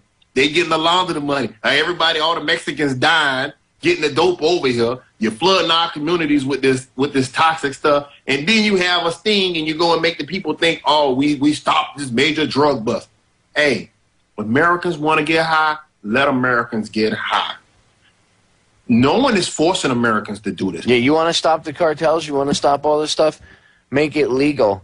Just stop. Don't even. You know, just decriminalize everything. And you know. Popeye, you can't talk like that, Popeye. Oh, I know. Well, you heard what? Did you hear what Hillary Clinton said about 6 months ago? What? I think it was CNS News. Somebody ran up to her and they were talking to her, and the reporter said to her, what about the war on drugs? Do you guys think you'll stop the war on drugs? Because it was right around, because, you know, it was like the 40th anniversary recently. And they asked her, what do you think about stopping the war on drugs? And she was like, she said something. It was either 40 or 50th, whatever the hell it was. Anyway, she made a comment and she said something to the tune of, and I'm paraphrasing here, we'll never be able to stop the war on drugs because there's too much money to be made in it. Yeah. Now, if that doesn't tell you, she's admitting, nah, we can't make drugs legal and stop criminalizing some guy that smokes a joint because, God forbid, the guy, he wants to smoke a joint, and that's what the Founding Fathers even talked about doing it. But no, you'll lock up for life, but the bankers, the guys, the Federal Reserve, the people that, and it's not these Wall Street traders like some of these idiots, the uneducated ones in some of these protests. Not everybody there is uneducated, but the ones that don't know, the uneducated ones, they assume that it's like some trader on Wall Street. Come on, man. It goes much deeper than that. It's not that simple. Check this out, Popeye. How is it possible? Now, a lot of Americans don't know that the United States created Al-Qaeda, CIA, but the Taliban was against the cultivation of poppy. Now, how is it we have the largest military in the world stationed right now in Afghanistan, and opium and heroin is at an all-time high in the United States? Over 350% raise in the cultivation in Afghanistan since we went in. So come on, man. I mean, we got all our troops over there in Colombia. Cocaine still getting over here. So now what we done made is, same thing with Vietnam. Same thing with Vietnam. We brought all that stuff, right? All that heroin from Vietnam, we brought it right in the dead soldiers. And they brought it in the soldiers' bodies. Talking about being disrespectful pieces of crap. They don't care because the military fights for our economic interests, Popeye. You know that, Popeye. We need McDonald's. We need Wendy's. We need Bank of America. We need all our banks inside your country so we can loan you money through our IMF. We're going to get you in debt. Then we're going to chop up your country, and we're going to take all your natural resources, and we're going to parcel it out to all my buddies. And so what if we use your tax dollars to build your infrastructure? So what? Now we're going to impose our IMF structural adjustment program on you. And, Popeye, I'm sorry, that cheap electricity you was getting? Well, now your rates are going to go up an extra $300. Hey, and that pension that we promised you for working 35 years, hey, Popeye, I'm sorry, baby. We're going to have to cut that in half. So welcome, America, to the structural adjustment program that you've imposed and allowed to be imposed on people all around the world. Like Malcolm X said when John F. Kennedy was assassinated, the chicken came home to roost. All he was saying was, the shit that you do, the eggs that you drop, and you create all these militias to overthrow governments, it only will come back and roost and drop one on you. And right now, the chicken has come home to roost because our economic policies of allowing private banks to loan money and create money out of thin air did suck us. Exactly. The ability for a private corporation to control money was like the nail in the coffin of this country and for most of our freedoms. Jefferson even talked about it. Exactly. And he said, in the quote that he said until their sons will wake up homeless on the very continent that their fathers conquered. And we have that today. We're going to break, guys. Stay tuned. We'll be back for the final segment with Jerrald President. I am everything. I do what I do as my profession. Hang on, Jerrald. We're coming back in.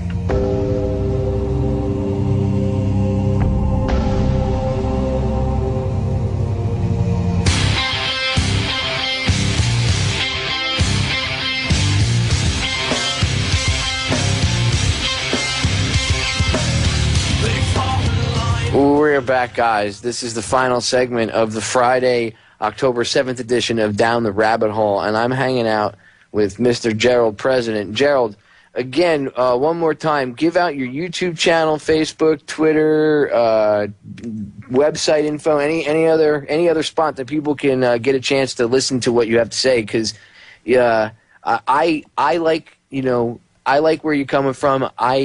I think that you're an awesome individual, and I think people should, at the very least, go check your website and what you have to say out. So go ahead and tell them where they can hear you. All right, on YouTube, you can hit me at Jerrald President, Jerrald President, all together, one word. You will see all my videos, all my little documentaries that me and my brother-in-law, Christopher, put together. On my website is www.jerraldpresident.info. It's Jerrald with a J with 2 R's, President, one word, all combined, .info. On there, you will be able to find everything. I put newspaper articles from all around the world, also policies from our government, the IMF, the World Bank, and the Bank of International Settlements. It's hyperlinked, so it will directly send you to their own website, so you won't think that I'm giving you an opinion. I don't believe in giving an opinion. I will only give you what I've read through their own documents. On Facebook, you can reach me at Jerrald President. Just simply Jerrald, Jerrald, President.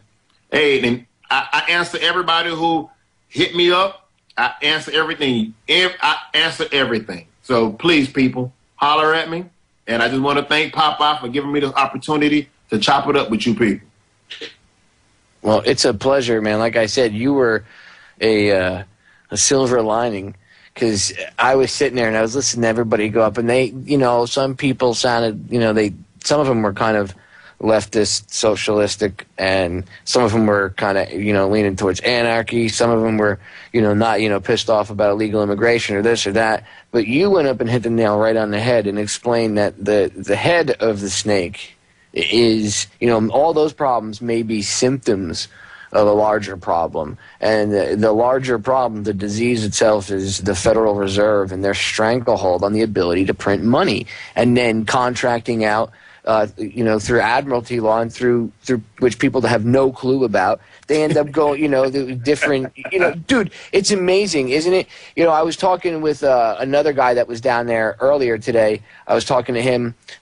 He's going to meet me down at the event tomorrow to get some film coverage and stuff. And he said the same thing, and it's amazing how many people have no idea that you just contract away your rights every day, like just like it's going out of style. You contract away your rights. Yeah. Well, I'm going to say this. Once people understand that it's a private bank, I always tell people, get your Social Security card and flip it over. That's your real Social Security number. Those red digits on the back that start with a letter, that's your Social Security number. And every human that's born in America, they use you as collateral to borrow money from a private bank. But people don't even know that there's numbers on the back of their Social Security card, and that it's ran through the Commerce Department. And that's, because you're not taught this in school. This is stuff you have to just go find. You just have to have a curious imagination to want to go and find these things.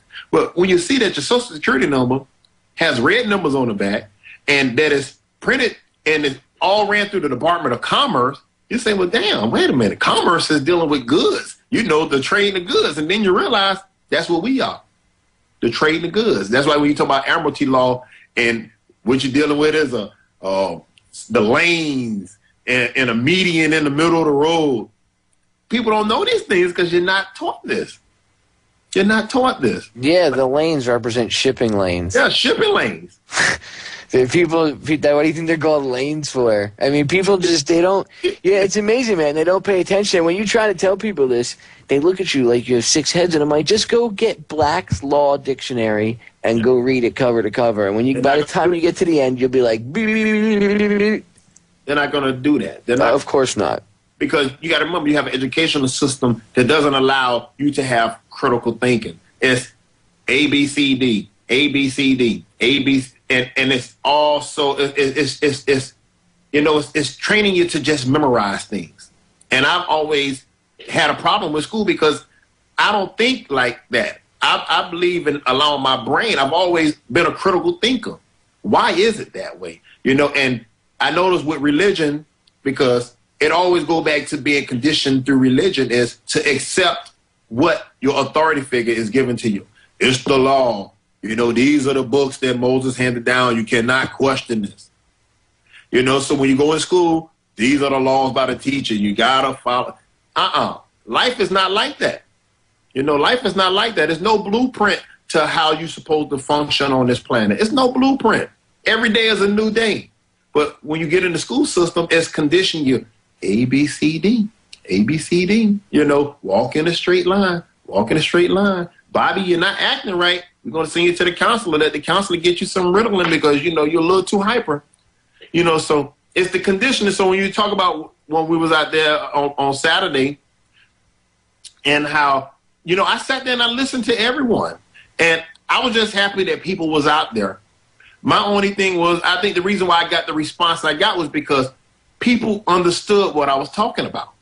You know, when you're talking about debt and interest on money, and you turn around and you realize that these are private institutions that was given more money, you got to question yourself. You got to say, oh, wait a minute. Now you're cutting all the services.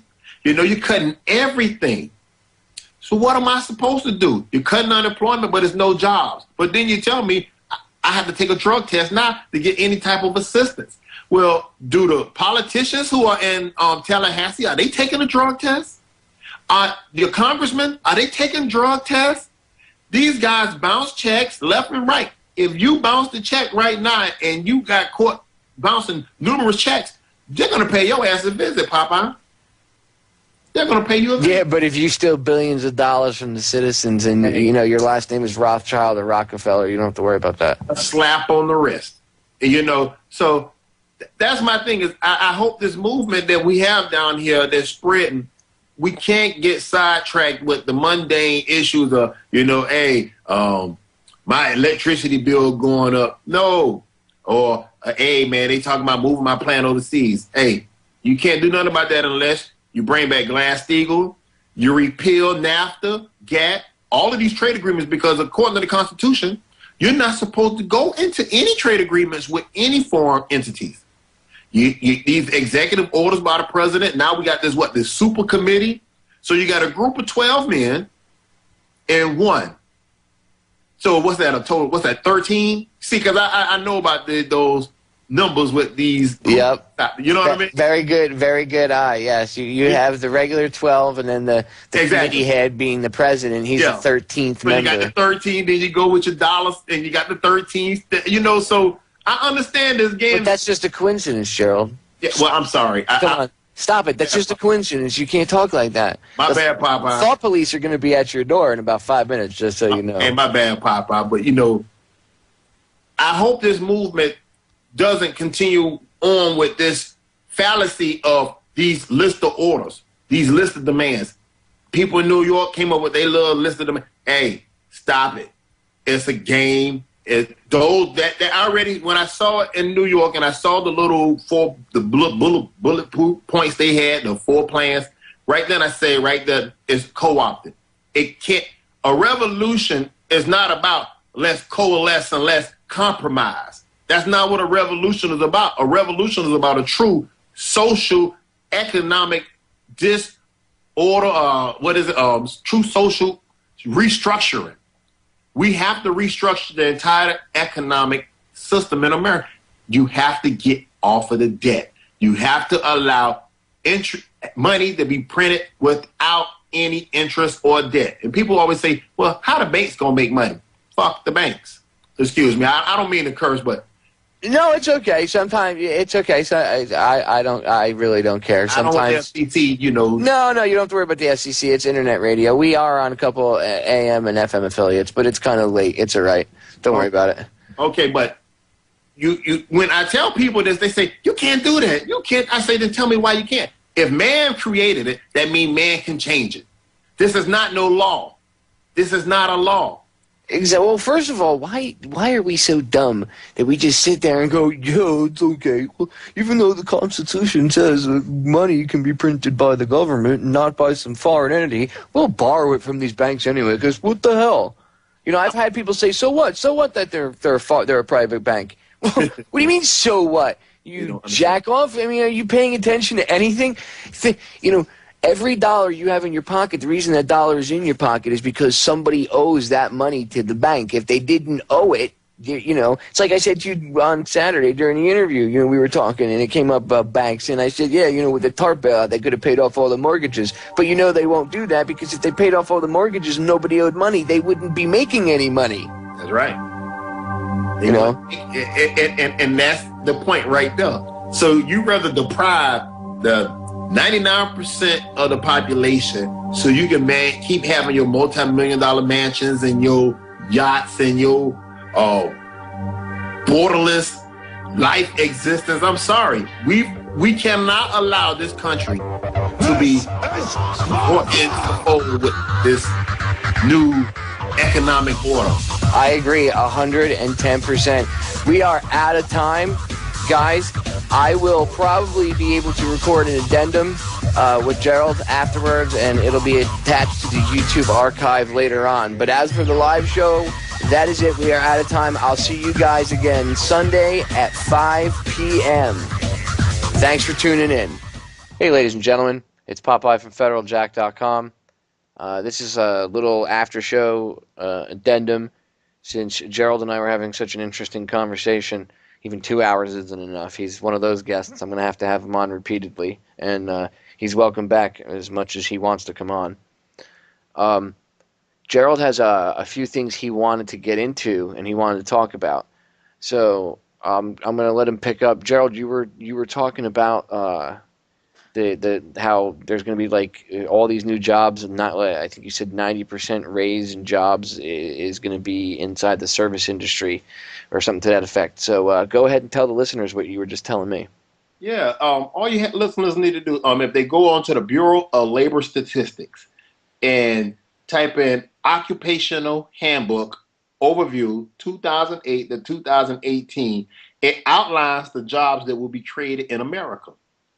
And when I read the document, they have the prices for everything. They're going to do away with lawyers. They're going to make more paralegals. They're going to do away with doctors. You're going to have more nursing assistants. They're going to outsource all trucking jobs because they say it's more cheaper for them to just outsource those jobs. And they're going to create 15.3 million jobs. 90% will be in the service sector. They have it down to a science, people, of what jobs. So all you kids out there that's going to school and college, and all you parents that have your kids going to school, I really advise you to go to the Bureau of Labor Statistics. These are the same people who every month they put out their jobs review, and they just show you, I think 108,000 jobs was created the last month of September. And just go through this document and you will, Popeye, I was truly amazed at how accurate it is. And this was before it was a new president. This was when George Bush was the president. And it outlines everything. They say the age, I can find it right here for you. It says, as the baby boomers continue to age, the 55 and older age group is projected to increase by 29.7%.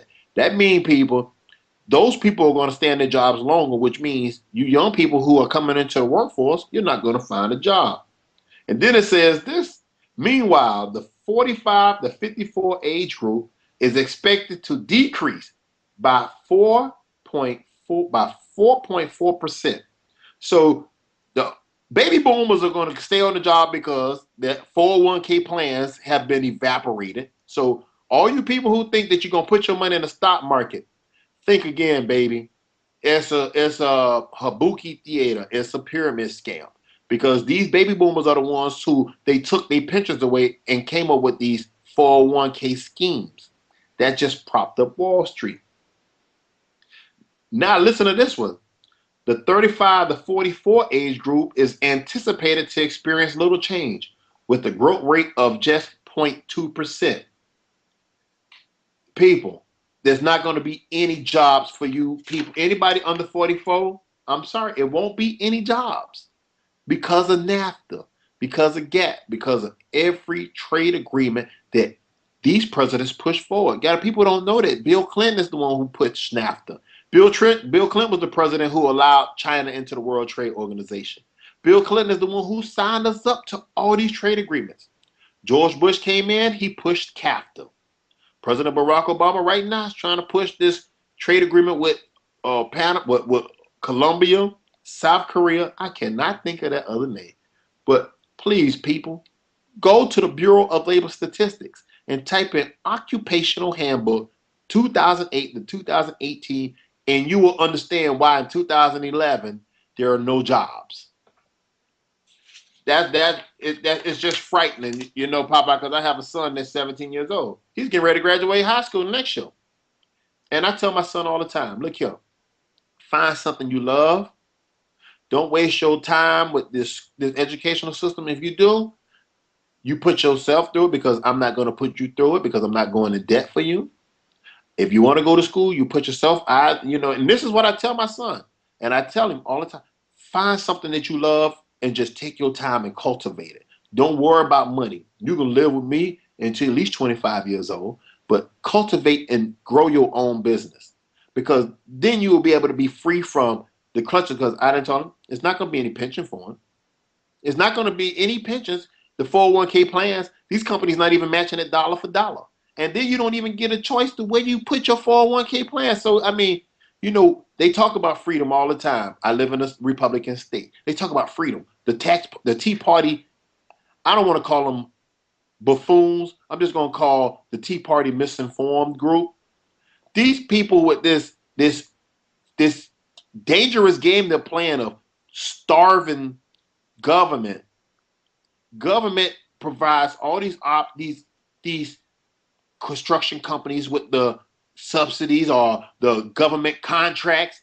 People never think of government contracts as welfare. Well, I'm sorry, America, a government contract is welfare. That's not the free market. If you got a buddy that's in the government and he gonna get you this $100 million goddamn contract. That's just like what Bush or Cheney did with Halliburton and KBR and all them. You know, the same thing. No bid contracts. That's when I was in the Army. Dick Cheney was my Secretary of Defense. Ain't that ironic? He was the Secretary of Defense, gets out of that field, that position, goes and runs Halliburton, then becomes the Vice President. And when I started researching about Halliburton and found out that they're one of the largest companies as far as the stuff you need to drill, I say, well, wait a minute, damn, now where we are? We in Iraq? Oh shit, Halliburton got rid of the bubble. Next thing you know, Halliburton everywhere. Then they little offshoot KBR, they over there feeding the troops, burning them up with them damn showers. I mean, but these are the people that tell the rest of. They bought the world's largest oil cleanup company. Okay. In right before the oil spill, or it was either the world's or the biggest in the U.S. But it was at the very least biggest in the U.S. But it might have been the biggest in the world. It was called Boots and Coots, and they bought it up, and you know, like weeks before the BP oil spill. But that's just coincidence. That way, you know. But again, these are the people. The Republicans, they always push this free market. Yes, always a free market if you are the one who's creating the market. You know, and that's the sad thing is you have all these kids that go to college and they want to succeed. And so they're going to put on their suit and tie. They're going to follow the company line. They're going to go in front of these people. They're going to try to get these jobs. And then while they're on the job, they're going to realize, damn, how am I can't never retire. They want me to put into a 401k plan. I only make $40,000 a year. I have to pay for health insurance. Health insurance is giving me a good $400-500 a month, might be even $600 a month. Now you want me to put money away for retirement and you're not matching it? And then you turn around 10 years while you're in the company, the stock market then collapsed. Just think about it. 1987, the stock market collapsed. 2000, before Bill Clinton, the stock market went down. George Bush get in, before he leave, the stock market go down. Obama get in, the stock market shoot up to 12,000. Where we at now? Right now, 10,000. By the time next year turn around, it's going to implode. It's a game. And those are people's retirements inside the stock market. My retirement, my pension is tied up in the damn stock market. Most of them are. The only difference is mine is defined. So whatever it is, it can't never go up. But what they can do is stop your cost of living. And I want America to understand everyone needs a pension. If you think you're going to survive off of a 401k plan, I have some moon rocks, and I know the location of Jimmy Hoffa. Because you're not going to be able to retire people. I agree, man. I mean, it's a harsh reality. I laugh because of your delivery, but it is the truth, and the truth is not a laughing matter. It is very sobering when you realize that the myth that you've been sold is not reality at all. Like George Carlin said, they call it the American dream because you have to be asleep to believe it. Exactly. But see, now what they've done is they pit now the last group they had to go after was the unionized workers in America, who are the last group that have pensions. And Americans, because Americans don't pay attention, only 7% of the jobs in America are unionized. Only 7%. So that means there's 93% of the jobs that don't have a union. That's 93% of the population that doesn't have a pension. So the public service workers are the last group that they're going to get. And now, well, the reason why our budgets are fucked up is because we got these bloated pensions. So what we got to do, we got to make the public angry that these people, Johnny got a pension. And so they show you the most. Yeah, Johnny's the bad guy, right? It's all Johnny. The but they don't explain that there's a deeper, darker problem. They just see Johnny and his pension are the fall guy. You're correct. Go on. See, when you find out that the people who run the pensions was getting, I'm not going to say bribes. They was getting those little secret handshakes in the back room. Kickbacks. There you go, kickbacks. Well, let me get 100, let me get 200 million of your pension, and let me invest it in my mortgage-backed securities, and I'm guarantee you a return of 10%. You got Madoff locked up in jail right now for that same exact thing. But these people who was in charge of these pensions, these 50 individuals, allowed the pensions to be put up and played in Wall Street, and destroyed and stole all the money. So it's the same thing, what right now what they're going, what was that super committee? Now all of a sudden, we got to cut all the services. We got to cut all the benefits. The federal workers haven't gotten a raise. State workers ain't got a raise. And we're going to have to privatize everything. Well, I know somebody who I can sell it to. Joe, who used to be one of the department heads, well, he decided that he wanted to go into, his own company. We might go and shoot Joe that contract. Now, Joe done walked away with $100 million contract.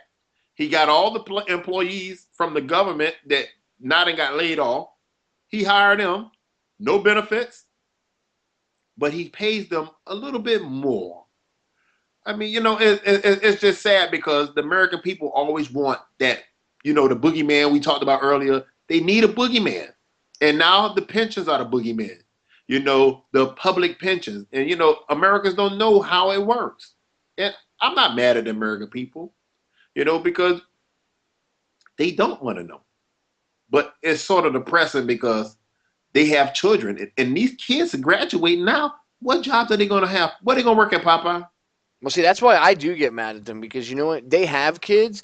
And even if they didn't, you have the ultimate responsibility of being a free human. I don't want to say citizen, because the term citizen by itself, by definition, does not mean that you're free.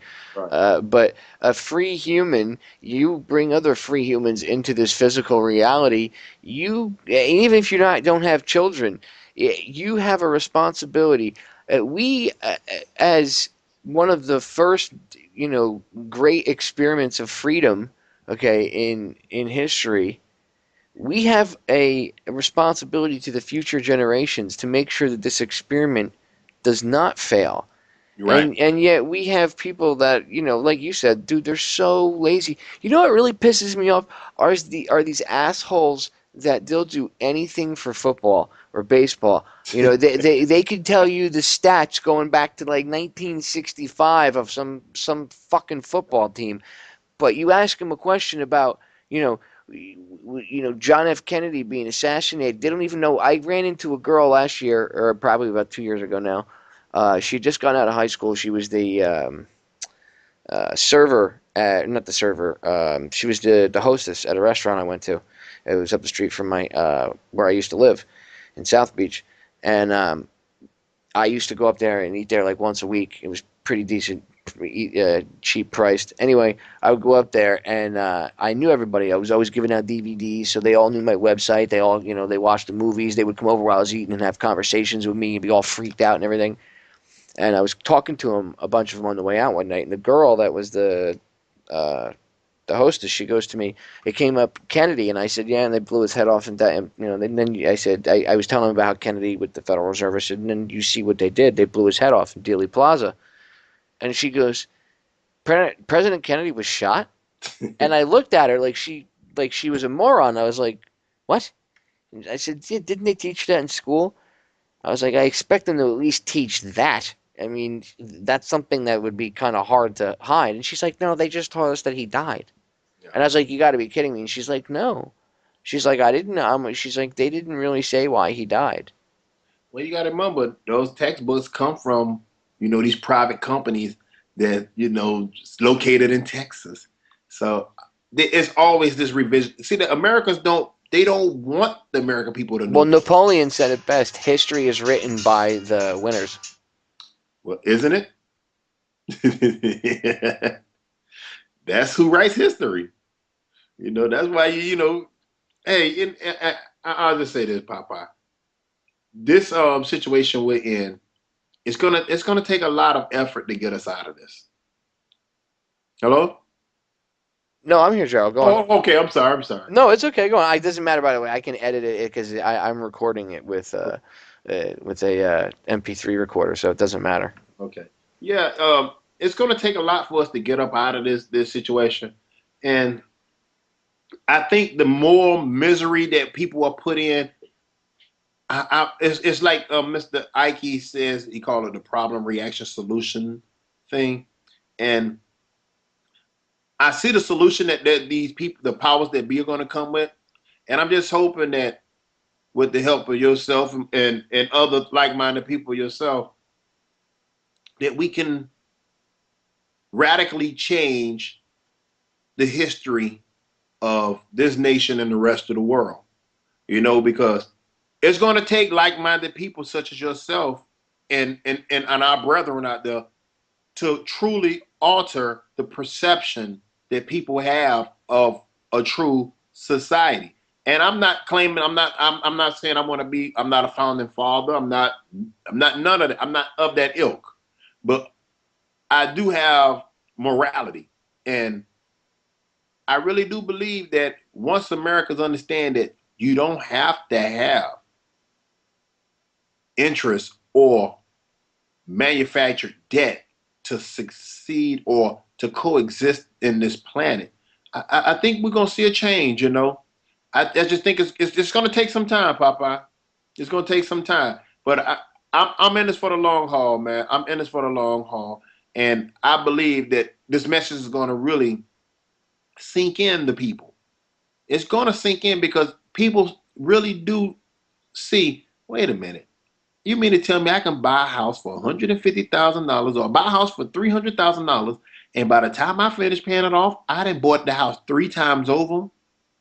Or you have a credit card that is just digital money, and you're going to charge me interest on digital money? I'm not saying borrowing money is a bad thing, because America is debt. Everything is debt. Wherever you go in America is debt. Somebody had to go in debt to start that establishment. Somebody had to go get a loan for something. So I understand that. But when you're talking about all this interest and this compound interest, and now you got Bank of America. Well, interest is bullshit because it's money made off of nothing. Out for nothing. I mean, come on. How about if we had interest-free loans? I couldn't make money off that. I couldn't be a bazillionaire off that. Well, tough titty. I mean, you charge a certain amount for people to have the account, and then you could charge transaction fees, if you're going to do it that way. But the whole interest thing, that's got to go. That's bullshit. Interest is complete bullshit. I tell you the wildest thing, Popeye, is you have this institution that it's just I just wrap my and I just say, damn, you loan $16 trillion to banks around the world, and yet here in America you say our deficit is 14.5 trillion, yet you loaned out 16 trillion. And the wildest thing is, we wouldn't even know about this if it wasn't for Ron Paul pushing to audit the Fed. But the wildest thing was that they held it back for 2 years. Now, I mean, I don't have power like that. And that right there showed me exactly the true power when these people are not elected in the Federal Reserve. Our politicians are elected by the people. And for them to even say, well, we'll just keep this under wraps for 2 years, and they was able to do that? I mean, that's just what they're telling us. $16 trillion? Come on, Popeye. $16 trillion? And now you got the World Economic Forum talking about pushing out $100 trillion in credit around the world. Well, that's like the missing billions the day before 9/11 from the Pentagon. Yeah. And you want to know something shady? You talking about Rumsfeld not knowing? People are like, oh, he didn't have any foreknowledge. Really? How come that the side of the Pentagon that was hit, where the spot that was hit, he not only wasn't he not on that side, but he was supposed to have a meeting in that area that morning, and that's where all the people in the Pentagon that had investigated this money and everything and had traced it and figured out what they could about it, he had told them to meet him for a morning meeting on that morning in an office located in that section that got quote unquote hit by Flight 77. Yeah. Okay, and most of the people that were killed were these people that were investigating this, and they had all the evidence with them, and most of the evidence was destroyed. Isn't that convenient? Well, that's how America is. I mean, what happened to the video footage? I'm ex-military, and one thing I know about the Pentagon, that was the most heavily secured building on the planet. Plus, it had surveillance all around. You mean to tell me there is no footage but that little grainy? Yeah, and they say the reason why you don't see the plane in those pictures is because it takes it frame by frame. They said the plane passed in between one frame and the next. A 757 disappeared in one frame. That's the Pentagon. It's cameras everywhere. What about the anti-aircraft batteries? Yeah, I mean, but you remember it was a stand down order. Mr. Cheney was having a stand down. Norman Mineta even testified. He said that the kid came in, they were in the underground bunker, and the kid came in and he kept saying, the plane is 50 miles out, the plane is 40 miles out, the plane is 30 miles out. And when it got down to about the plane was like 20 miles out, he came in and he said to Cheney, sir, did the order still stand? And I quote, he said Cheney whipped his neck around and looked at the kid and said, of course the order still stand. Have you heard anything to the contrary? And if you know how, Cheney's little snarl and everything, you can almost hear him say it and see him say it. So I know, Mineta testified to the 9/11 Commission to it. I don't know if you've ever heard it, but it's crazy. He says flat out, yeah, I was in the underground bunker. And this is before the plane hit the Pentagon. So they knew that was coming in. They knew, and they didn't say anything. And then Rumsfeld's out on the friggin' lawn picking up pieces of the quote-unquote airplane or helping people, helping the injured into ambulances and stuff. And people were like, oh, that's awesome. The Secretary of Defense was out there. No, that's not awesome. He abandoned his post. But, you got to remember, the laws don't apply to these individuals. So while the troops over there died, I can go on vacation. You know what? A federal judge just said that Cheney, and Bush are not immune. And they like Rumsfeld has no immunity for war crimes. Yeah, but you gotta remember, you gotta find someone that'll prosecute his ass. That's exactly. And you also gotta remember, you have a president right now that said, "We're not looking back, we're looking forward." Yeah, so there goes that. Yeah, so we're gonna go knock out those medical dispensaries in California. We're gonna go get the medical marijuana spots. We're gonna go knock them down, but we're not gonna go and prosecute this criminal who invaded a country. I'm gonna say this. when was the last time any American has ever heard of a Muslim nation invading a European country? Not for a while. You haven't. not for a while, dude. So this fallacy of these people mean to no, I'm still waiting for somebody to show me what country has Iran invaded? What country had now Iraq was an aggressor over there, but we was the one who put Saddam Hussein in power. We the one who overthrew the elected leader that was already over there. We put Saddam in power. We put the Shah of Iran in power. We the ones who created all what's over there in Jordan. We created the Saudi Arabian dynasty. I mean, so I love when conservatives flash back, and even the liberal. I don't buy into the whole left right thing, but the people that do, even liberals will say, oh well, Iran, 79, they 79 they threw us out is what they did. They threw out the CIA, and rightfully so. I mean, we caused a coup. That we were in there for like 25 years. We had no business being in there. I don't understand how any of you don't, nobody pays attention to history. Well, we did the right thing because there's a lot of oil over there. My SUV. Oh, so you greedy fat turd. That's what it comes down to. You want to be able to drive your gas guzzling SUV and be a slob. And because of that, because of your and I'm not a greenie or anything like that, but because of that prevailing attitude, people are willing to screw over other people in this world, and so that they can live comfortably. And first of all, I had this conversation with somebody in my family the other day that they buy into the whole Iran is a bad guy thing, and I was like, do you really think Iran, if they had nukes, that it would mean anything? And they're like, yeah, what they would nuke Israel. And I was like, no, they wouldn't nuke Israel because they would end up killing themselves because all that fallout would come back right over their country. Exactly. Don't be stupid. And people are like, well, I'm like, why do you think the Soviets never would have really nuked the United States? Because they knew what would happen. Because that shit would have drifted right back over Russia. No. I mean, come on. These people aren't stupid. They thought about that kind of stuff. Oh, well, come on, they would, no, Iran would, they don't like the Jews. No, first of all, let me tell you something. Iran, the only thing nukes would give Iran is a seat at the bargaining table. That's what it would give. And that's what we don't want them to have. They can't. Look at what's right now with Palestine.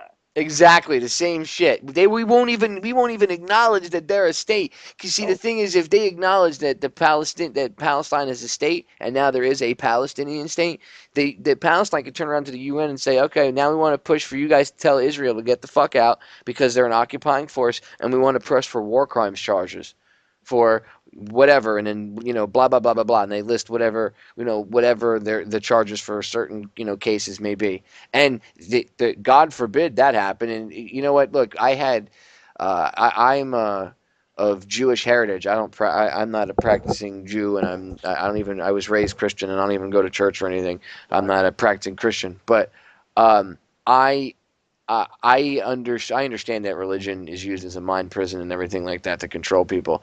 But I understand, how the quote unquote Holocaust is used, and it's twisted, and what the reality of what happened is twisted to fit these Zionist douchebag Rothschilds and all their ilk and the people that benefit from the shit that they do.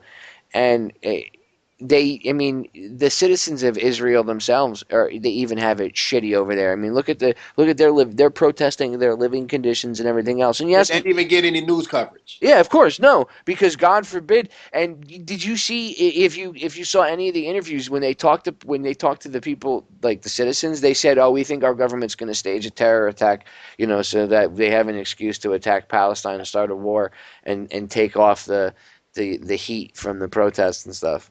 I mean, this is their own freaking citizens saying this. So it's not that and they love to say, "Oh, you're anti-Semitic." I get that all the time. You're anti-Semitic, and I'm like, "Well, I'm," and I explain that my mother and grandmother were Jews, and I'm like, now what? And then they're like, "Well, you're a self-hating Jew," and I'm like, "Yeah, okay." I'm like, right. I don't hate anybody. What I hate is how people treat one another. I don't know, and first of all, there's Holocaust survivors that have come out and said that, and prison camp survivors that have come out and said what the way the Israelis, the way the Israeli government treats the Palestinians is akin to the way the Germans and the Nazis treated them. So you want to be realistic, there you go. But see, that shit doesn't get any coverage again because certain people, like certain groups like AIPAC, and the ADL, those guys, the ADL. Let me ask you this: what are your feelings and your thoughts about like the ADL and the Southern Poverty Law Center and all that bullshit, and how they use what used to be the Southern Poverty Law Center was a good idea and founded off a good idea back at its first creation, but it has now been hijacked and turned into this beast. What do you think about all that? What I feel about it is, again, they're all distractions, because you always got to remember, you always got to look at the money.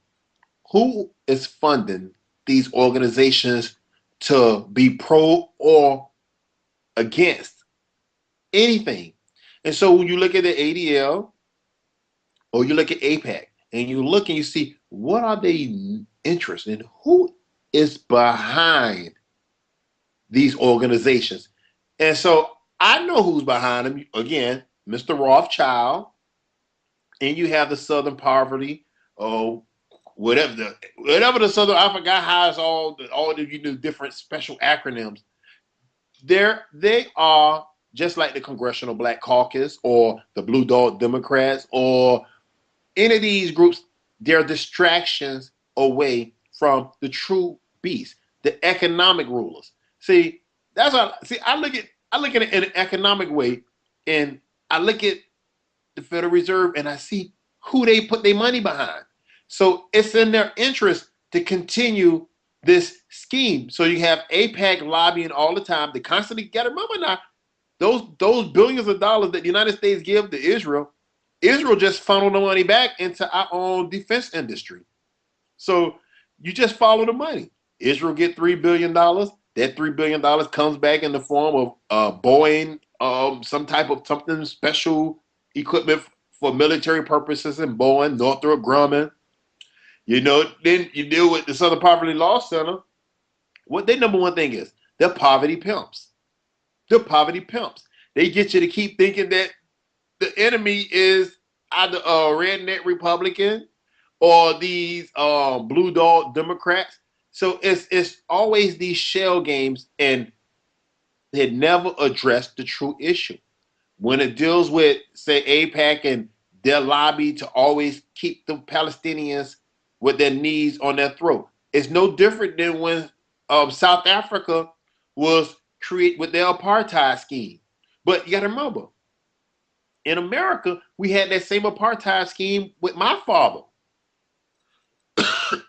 While my father's off in Vietnam, it's legal segregation in the South.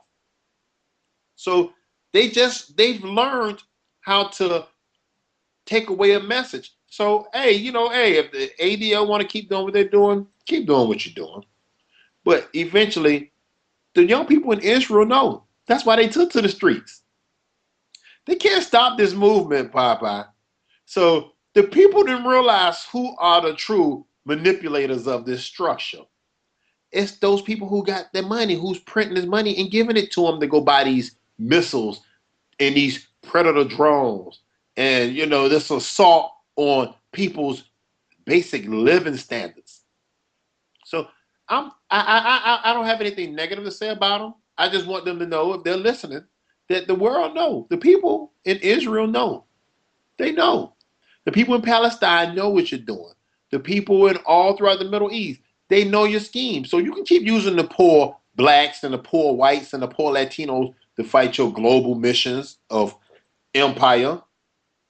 But it's coming to an end, baby. It's coming to an end. So go on and keep printing up your currency.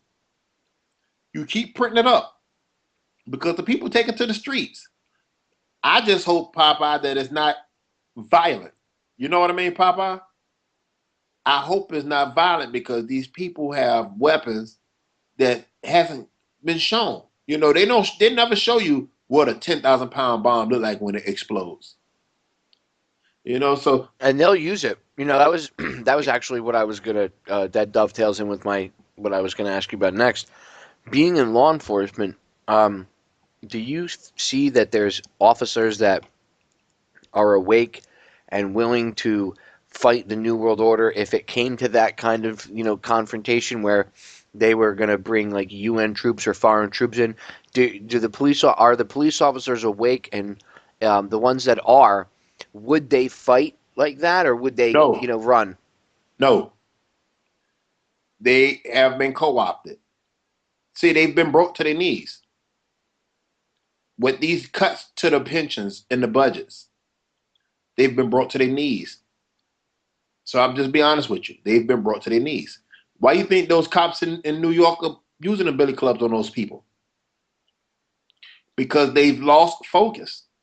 Because when you've been given and given and given, and now these people take, you don't want it to be taken away from you. It's all right. It's the slave mentality, because I study that part of United States history all the time because I'm a descendant of slaves. And so when you brought one guy inside the house and you kept him, you fed him better than you fed everybody else, he was going to do anything to make sure he stayed in that house. It's no different than how it is out here in society. Those that's in the house don't want to be out in that field. So they're going to do everything in their power to stay in the house. So if it means that I got to bust you upside your head with this billy club, if it means that I have to take away your rights so I can continue to enjoy my take-home car, my plush overtime packages, fuck you. And that's the mentality. And, I thought when the governor we have here, Rick Scott, went after these budgets, I thought that was we're awakening with these guys, but it wasn't the awakening that they needed. So come next year, they're going to be awoken because they're going to cut again, and they're going to keep cutting. So eventually they will. One of the protesters on Wall Street was quoted after it was like 1 or 2 days after the first real violent episode with the cops. Somebody was interviewing them, and it was a chick, and she said, it's okay, I forgive the cops because they're one paycheck away from joining us here on this side of the street, so it's okay. I mean, she's right. A year ago, we were down here, my friend and I, we went and protested with the police and the firemen. They were protesting outside the Miami Heat game. We went down with our bullhorns and free DVDs and stuff, and we're trying to wake up the firemen and the cops. And a lot of them were taking DVDs and very receptive. And we explained, look, this is part of a bigger plan. It's not just greed. They always chalk it up to, oh, it's just simple greed. That's all. No, it's not. I know you'd like to believe that, and that's the the cozy, feel good answer, but that's not the way it is. And people like that. People like the cozy feel good answer.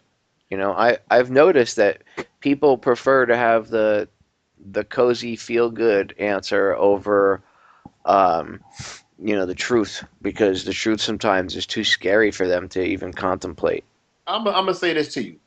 What I do to them all the time is because you just have to remember now, most of these guys are Republicans. And so they believe in less taxes. They believe in a smaller government. They believe in the free market. Now, what I do to them is I always make them understand you are subsidized by the same people that you say you don't want to be taxed. Your whole paycheck is paid for by the property taxpayers in that city, whatever city you are located in. They don't know that. That's the most scariest thing that I've encountered dealing with these people, is they don't know that they're subsidized by the property taxpayers. They don't know that. They think they're really earning a paycheck. And then when I make them understand, I always tell them, look at your paycheck. Show me where your income tax. You're not paying an income tax. And I always show them that FICA, that goes your Social Security and Medicare and Medicaid. I say, show me where it says your income tax. What income taxes are you paying? Because they fall into that mentality of believing like a Republican and saying, I'm for smaller government. I don't want to be taxed no more. I'm taxed all the way. So I make them understand it this way. I say, well, you live in a state. It's been ran by Republicans for the last 12 years. probably last 16 years. I said, ain't been a Democrat since Obama. The president has nothing to do with your state. So how does President Obama has to do anything with your paycheck? And I make him understand that doesn't come from him. I said, now look at your license plate on your cars at home. Who raised those fees? That was a Republican governor. That was a Republican legislature. See, it's that back. They don't call it taxes. It's just they raise the fees. So your license plate, to renew your license plate, that's an extra $50 they threw on there. Remember me, you talked about it out there. The highways, that's another toll. That's another tax. They don't know. Again, like you say, how do they get in there? It's because they make them you have to take a psychological examination. And they want people who will follow orders. They want people who won't question anything. They don't know. And so when I always tell them, I say, you are subsidized by taxpayers. They still don't comprehend it. So when you see all these massive budget cuts, like in Hialeah right now, they talking about they was going to lay off 40% of the firefighters. All of a sudden, the union decide, hey, they're going to still chop their throats. Because the system that's based on taxes from people paying their property taxes, it's over. People are so far upside down on their mortgages. All these cities are going to implode. But that was the scheme. That's what all part of a structural adjustment program. That's why I hope you can get Mr. John Perkins on your show. Because even though he was in that beast, he still is giving you so much valuable information to let you see, hey, this is what we do. We tell these governments, go get these municipal bonds. Go and take a loan from the IMF. Go and start building and build and build and build. There's no such thing as infinite building. There's no such thing as infinite growth. But you have these cities because they always need to constantly build. I come from the black church. The black church always has an offering plaque on the wall, and they always have the building fund. It's the same thing with local governments. It's always build, build, build. But instead of them printing or creating debt-free money, they got to go somewhere and float a bond. Hopefully some bond holds somebody who is in charge of purchasing bonds, wherever the hell that name of business is.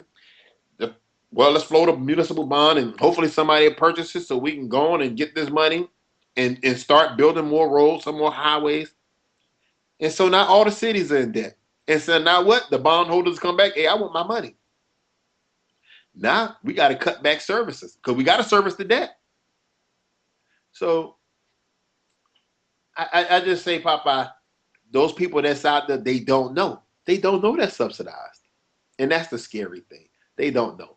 But they'll go right there on one of them Tea Party rallies.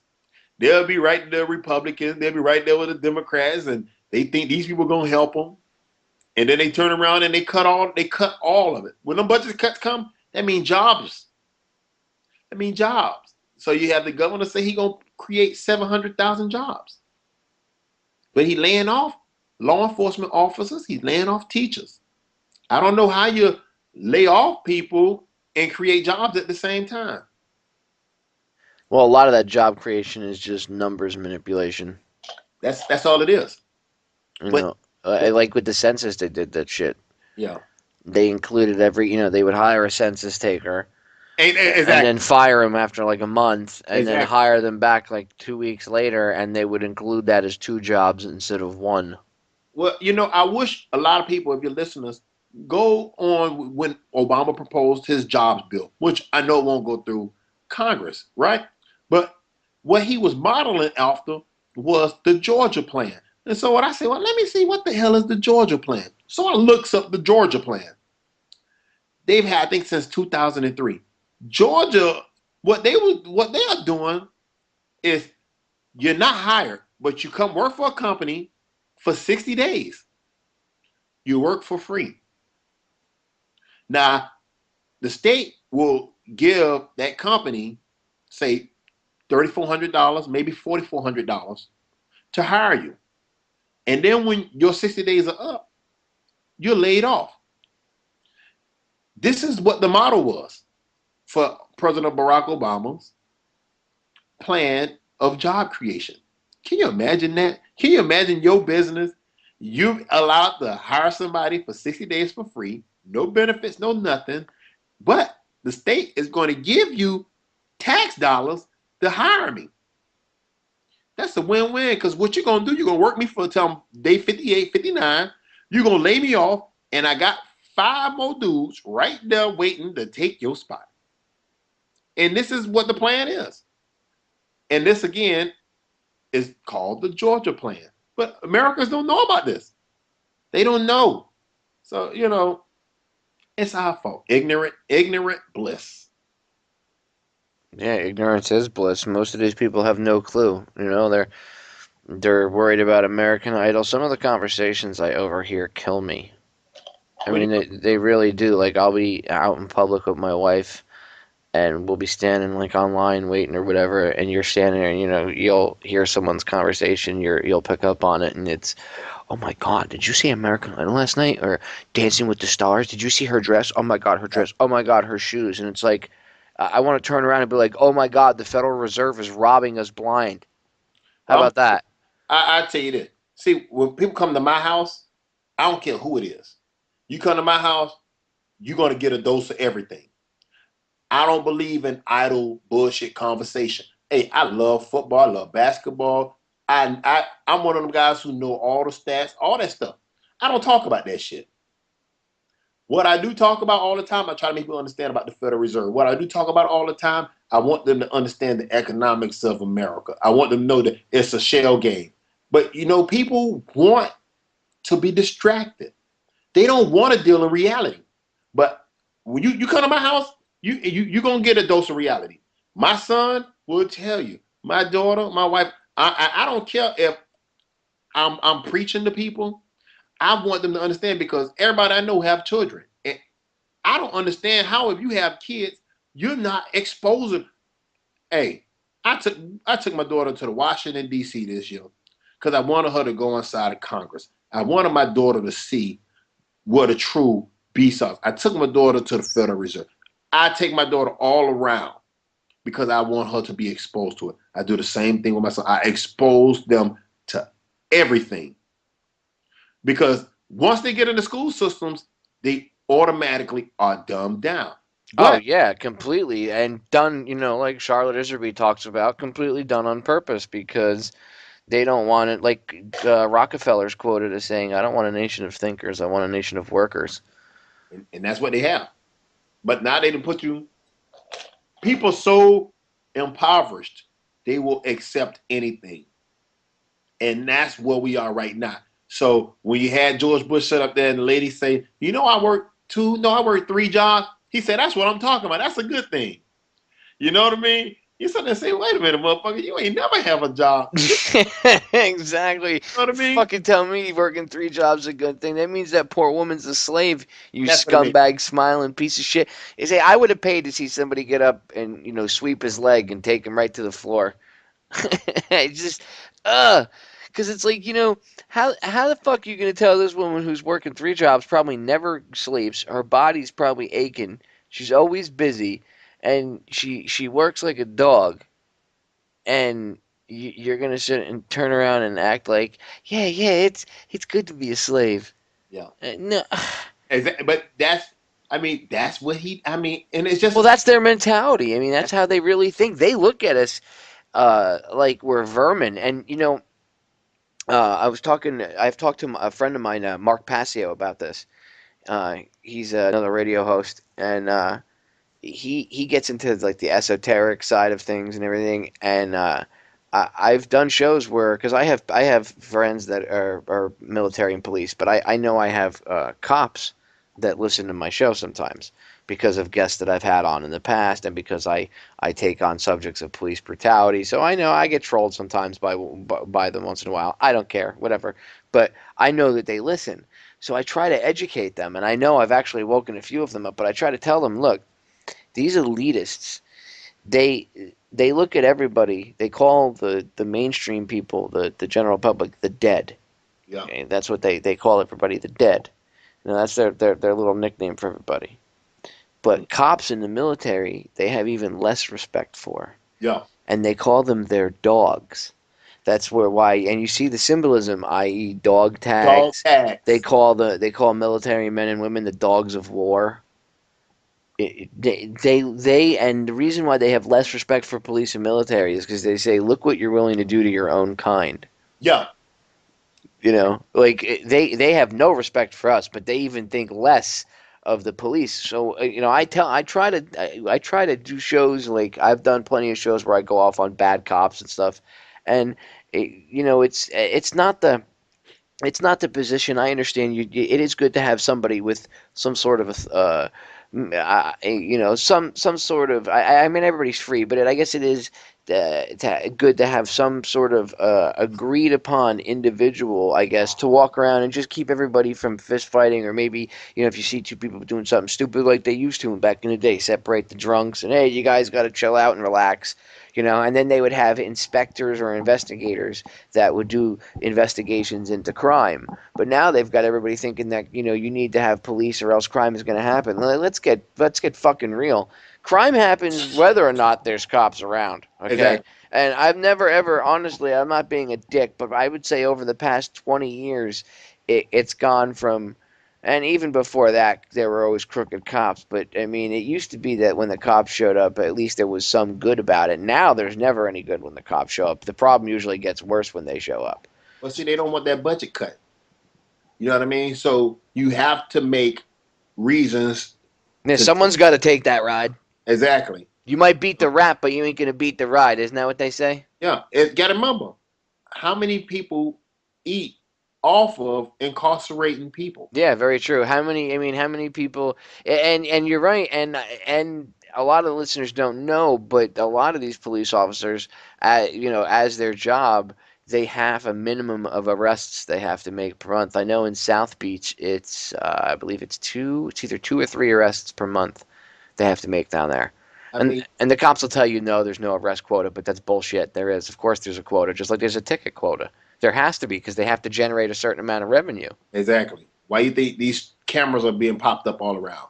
Oh, yeah. We have, I mean, now there's some of the, there was a ruling in Aventura. Not many people saw this because it was only in one of the little local rags down here. But a girl sued the company, or she went after them legally. I don't want to say she sued, because I think she fought the ticket. I don't think she sued them. But the judge found in her favor, and ruled that it was illegal for them to issue this ticket with using these cameras, and that they can't be doing this. Now, I noticed that since they did that, a lot of the cameras around like Aventura, Sunny Isles, and some of them in North Miami Beach, some of them are working, but a lot of them aren't on anymore, I've noticed. And the ones that because they were starting to pop up all over Collins Avenue. Mm-hmm. And as soon as they, you know, and that's right along the beach there. So everybody speeds up and down Collins Avenue, and now all of a sudden they stopped. Now, I don't know if they'll keep continuing to push for it, but the company, it's another one of these monopoly type things, because the company that owns these cameras is called Redflex, and they're the company that they just got kicked out of Arizona. The company's based in Arizona, but their cameras got kicked out of Arizona because the people in the state voted, and they said, we're tired of this shit. We don't want to have these bullshit cameras going up. But even without the speed cameras, look at every light pole. Go on 95. Every half a mile, there's a goddamn dome camera. Yeah, you see it, huh? Oh yeah, man. I noticed it about a year and a half ago when they started popping up. I said to my wife, I said, "Did you notice there's cameras all over 95?" And she was like, "What do you mean?" And I was like, "Look." So we had this game where every time I would go to the VA hospital and we would drive back and forth, I would count the cameras and see and we would have like spot the camera. And it got to the point where almost every week the cameras were doubling. And now, when you go down 95, if you notice, when it goes over, like it crosses over a road or whatever, you notice that there'll be one that's got to be 45, 50 feet up, and that covers the whole highway and everything. But then there's another one that's almost even with the highway, and it's looking down on the roadway and everything below. Who's watching those cameras? There can't possibly be a data center with a human being watching all those cameras. Even if they had 100 fucking people, what would they be watching for? They don't. They have a computer watching it. computers watching it. What was that? Facial recognition software. It's like that movie Eagle Eye. It is Eagle Eye. Look at New York. New York is a prime example. Yeah, they call it the Ring of Steel. That shit is creepy, man. When I was a kid, I grew up right outside the city. That shit is creepy. That's not the friggin' city I grew. I used to be able to go to New York and it was and after 9/11, Popeye. Oh, fuck that. After 9/11, that shit they use that as an excuse. New York now looks like London, like the city of London. Yeah, and you see the protests that's going on in London. Yeah, and dude, people just don't see it. They're like, "What do you mean? What do you mean there's cameras?" Like if you ever watch, I think it was Terror Storm, one of Alex Jones's old movies. He was one of the guys. It was either him or somebody. I think it was him. He was over in London and he was talking to somebody there, and he pointed up and he was like, "Don't you see all the cameras that are on that camera mast about, like looking down all over the place?" And the guy was like, "I never even realized they were there until you pointed them out." And it just goes to show it's like they out of sight, out of mind. They didn't even realize that the eye of Big Brother. I mean, the guy was still, well, at least he said on camera he was cool with it. But the point is, the guy didn't even realize that shit was there. But that's how they've made it so commonplace. I mean, I wonder how many people don't even realize that there's cameras watching their every move on 95 now, and that they can literally track you on 95 with your license plate and everything. Yep. The tracking software. The computers can track you from the time you get on the goddamn highway to the time you get off. And that easy or the sun pass shit. That's a GPS tracking. And the state admitted that they track people away from the tolls with that. Yeah, well, you're going to eventually see what all these little traffic cameras, they're going to be able to tell you were speeding because you went from one point to the other point. You couldn't have got there in X amount of time. You had to be speeding. So it's another way. Like I say, they against the taxing, but they do it in a backdoor way with these little fines. The little I think it's $153 if you go in Broward County. It's like $153 if you go across one of those intersections to a red light. $153. And they'll tell you it's not a traffic violation. It's how they get away with giving you that shit is because it's illegal for you to get a ticket written without a cop physically seeing you do something. So what they do is they have a cop go over it and watch the footage and then sign off on the tickets, but they don't really call them a ticket because they can't legally do it. So they call it a code violation, and they say that you violated city code because you blew the red light. I mean, talk about Orwellian doublespeak. They're just sitting there rewriting shit so that it's not a ticket anymore. Now it's a code infraction, and so either way, it's you raping me for money is what it is. And these people that work for the city, like, I don't know how the fuck they sleep at night because they act like you're taking money away from them. Well, and then when you think about it, you really are, because if you don't pay that goddamn fine, they can't maybe get that bonus and take their family on vacation at the end of the year. So now you see the two sides that they have to play. Oh, yeah, that's how they do it. They get the people brainwashed to follow any order that they give, and then they get them in such a situation with finances and everything that in order for that person to continue living, they have to do what they have to do. Exactly. Even if it goes against what their morals are. And the fucked up part is that people do it. Yeah. And they know that shit. You want to see a great movie, you could appreciate it. I'll send you the link to it. It's called, it's on YouTube, on my YouTube channel, the full-length one, but you could just look it up on YouTube, you'll find it. It's called The Stanford Prison Experiment.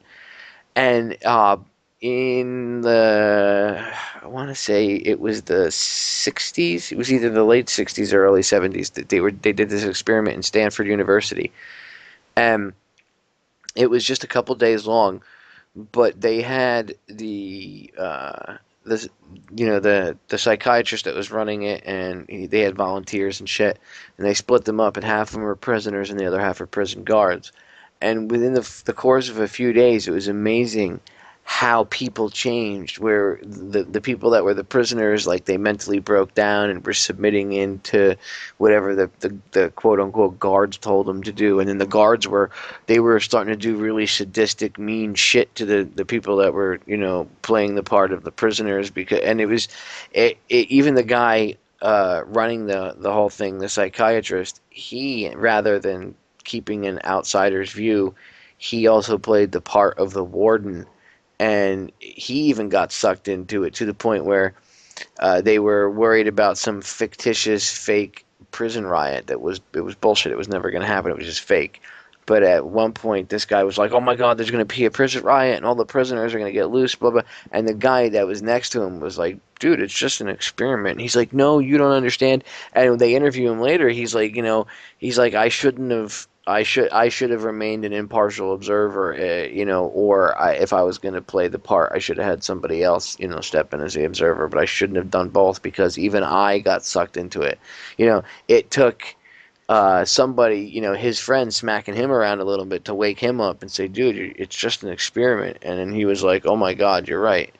And then once he realized what had happened to him, he started paying attention to what the other people were doing, and he realized, "Holy shit, I have to stop this now." And he finally stopped it. But the point was that within a very short amount of time, these people just it was amazing what they were willing to do to another human being. That sounded like I saw a movie like that. Adrian Brody played in it with Forrest Whitaker. It sounded like the same. They made a movie that same way. It might have been. They might have made a movie called the.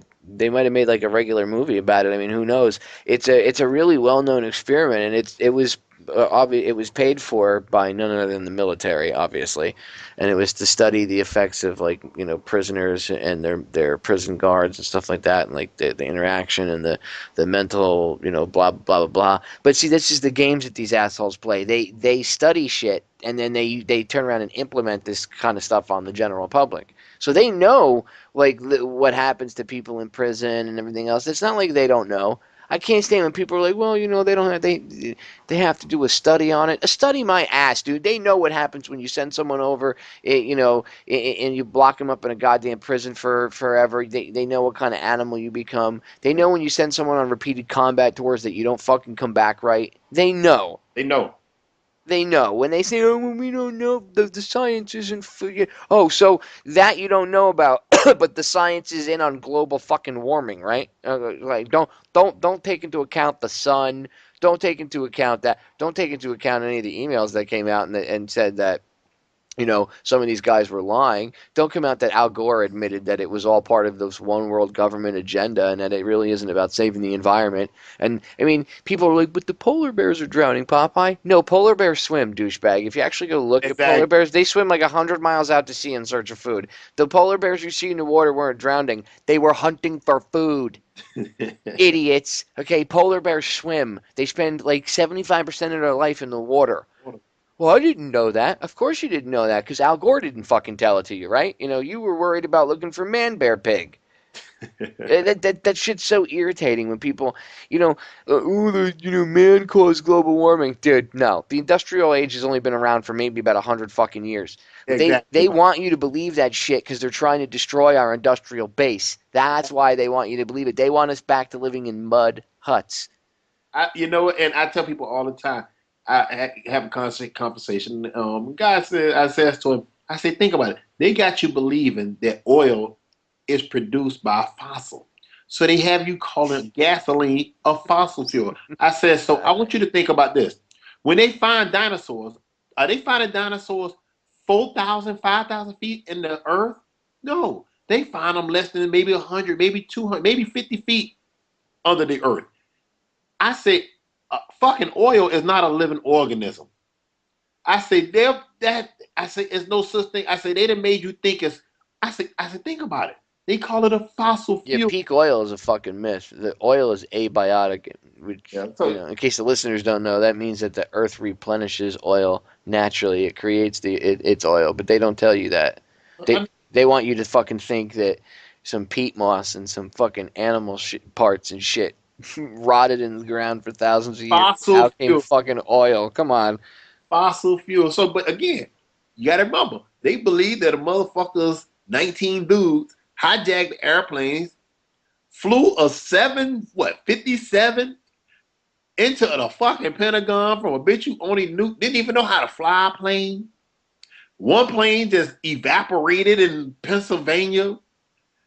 2 of them hit the top of the highest buildings in the world, and the buildings just collapsed inside in less than 10 seconds. I mean, people believe this shit. People believe that drugs are just magically appearing in America. Yeah, the cocaine just magically appears across the fucking border. Aliens are dumping it over. They're the ones that are involved in the drug smuggling, right? I mean, come on. You know, but so they gonna distract you, and they gonna throw the Democratic caucus are upset. Then they're gonna show you the Republicans and Mitch McConnell and John Boehner, they're upset. And then you're gonna show the president like, I'm trying to be a little adult here. Let's compromise and let's come to a bipartisan agreement so we can really stick a real long fork in these people. You know what I noticed about Obama? I noticed when he speaks to like an all-white crowd, that voice changed. Oh man, he speaks like like a banker. He's sitting there all like I can't pronounce the word. I want to say like collegiate. He's I'm a university professor, and then in front of the black folks, he's like he drops the G off of shit, and he'll be like, yeah, we hanging, we doing this, and the AP correctly transcribed something he said like a week and a half ago when he was speaking to the Black Caucus. Oh man! And they got called, oh, you're racist because you dropped the G off of things, and they were like, no, we were transcribing it word for word what he said. So because they transcribed exactly how he pronounced shit, they're racist. I mean, that's just ignorant bullshit. The race card is such a red herring, and they've even gotten caught. They think somebody leaked some of their emails or some shit, or a letter from like 2 weeks ago, and they admit that racism is bullshit. They're just doing it to create infighting and keep people arguing and shit with each other. You know, and that's the sad thing is because, those that know the games with these politicians, and they're going to play it either whether it's from the black perspective or the white perspective. They're going to play it to bring out their base. The sad thing is, the base that they're bringing out, they're going to still be impoverished. And that's what's so sad about when they bring the race card, because it gets lost in the translation. Like, well, why did, my company go to China? Why did they do that? Did they have anything to do with illegal immigration? You know what I mean? Or wait a minute, did you tell me General Electric didn't pay any taxes? Wait a minute, then why is the guy who ran GE is President Barack Obama's job czar who's helping him formulate plans? Or why was, you know what I mean? You got the president in Silicon Valley before the dude died from Apple. He there with all these technology guys. And I sat there and watched one day on C-SPAN, Bill Gates, none other than Bill Gates, in front of the Senate, asking for more visas to bring in Indian workers to do the job. But what they were going to do, bring them from India. He was going to have them trained by his own technicians. Then he would replace his own technicians because he would build a factory for Microsoft in India, and those guys would go back and do the job. Pay them $20,000, lay off all the guys that was making $80,000 to $100,000. And I sat there and watched this guy on television on C-SPAN saying, we need more S1B visas or SB1S visas, whatever that. I see, wow, these people, but again, nobody's watching C-SPAN. And what he got, he was able to get unlimited visas to bring people into America, work them, then ship them back over there and bring in another crew. I gotta give it to them, Popeye. They're good at what they do. This country is really good at pulling the wool over the humans' eyes to make them think that they're really, out for them. Because I'm just waiting for this new election cycle to see the Rick Perrys of the world, the Bilderberg boy, or Mitt Romney with the special underwear. I'm waiting to see how this plays out, because you got really a group of morons fighting for a position that's going to be dictated to them by Mr. Benjamin Bernanke. What do you think of Jesse Jackson Jr. wasting fucking time with this shit to make Rick Perry apologize for that stupid rock? I'm gonna say this about him. I'm gonna say this about his dad. See, I'm one of those guys. I've never subscribed to those individuals because I've always known about the banking system and what these guys do. See, they always talk about jobs. Motherfuckers don't need jobs. Bitches need careers. Motherfuckers need pensions where they're gonna be able to retire when they're 60 years old, but they don't have to work and bust their back. You know, people need pensions. People don't need investments in the stock market that can go here today and next day you turn around and it's gone. I lived through that in 2001 when the towers hit and they sapped my 401k. That's why I got out of the private sector. I didn't want to go through that again. And you see how cyclical it is. At least every 10 to 12 years, the economy collapses. So that's every 10 years, somebody's 55 years old, the entire nest eggs is collapsed. But the people that's on top, they nest eggs don't collapse because they go short the market and they make a killing. The dude with the Republicans, Eric Cantor, this guy put $15,000 in a short that the United States economy was going to collapse. And you sit there and say, wait a minute, aren't you supposed to be doing what's best for the economic interests of the American citizens? No. He was doing the best because somebody told him, hey, we know this is going to happen here. Put your money here, buddy. It's guaranteed that 15,000, we're going to make you sure you get 300 grand for your next election. Oh, I tell you, Popeye, these some gangsters, man. Yeah, man. Like I said earlier, it's like the goddamn Sopranos are running the country. It's ridiculous. Well, at least, you know, the sad thing about that, like when you think about Al Capone, here you are, you had the government showing you video footage they had of this guy and pictures. They sat there and watched this guy do all what he did. And now you look and you just put that right now into this time. They sit here and watching. They always know who the drug dealers. They always know when they're going to make their drops. Well, they usually have dirt and shit on these people they too. give it to them. That's how they got Hoover. That's how when Hoover went on, he testified to Congress that there was no such thing as the mafia. Yeah. Organized crime doesn't exist. It's because they had pictures of him and Clyde Tolson, his little second in command there, his little right hand guy. He was more than his right hand man. He was also his hand job man. Yeah. And they had pictures of the two of them together, and they said to him, either we don't exist or we show everybody these pictures, pretty much. And he went, oh, okay, the mafia doesn't exist. And that's why the mob was left alone until Hoover, died, and then exactly there was no more, because he was after he helped cover up JFK's murder, that was it. LBJ made him the head of the FBI for life. Yeah. So, and Hoover had the files on everybody. He had dirt on everybody. Yes, he did. You know, one thing I'm not a fan of JFK's, the early JFK. I am a fan of the JFK 3 months before he was killed.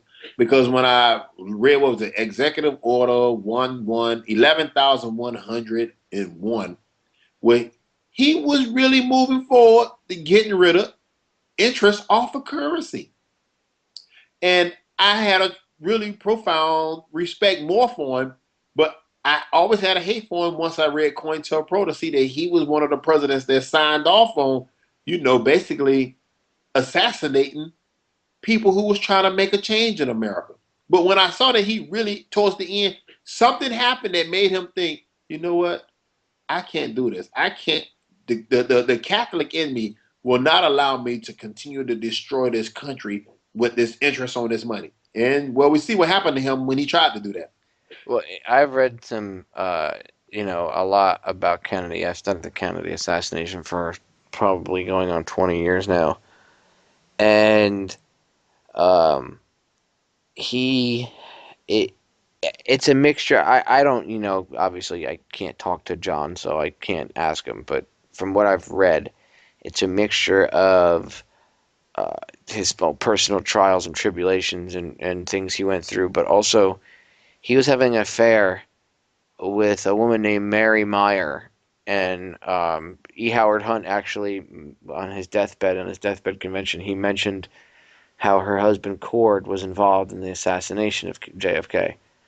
but he was having an affair with her, and she was a user of LSD, and apparently she tripped with Jack on a few occasions, and I guess, he had like a, maybe a microcosm of the kind of experience that kind of like David Icke talks about him having when he tripped.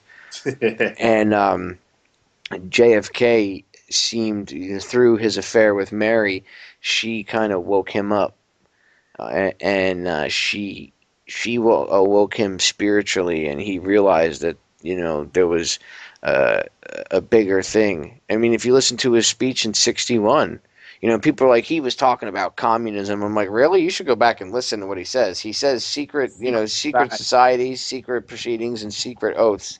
In fact, I played the clip on the show the other day, and I repeated myself when I 3 times. I kept going, I'll repeat that one more time. Secret societies. Yeah.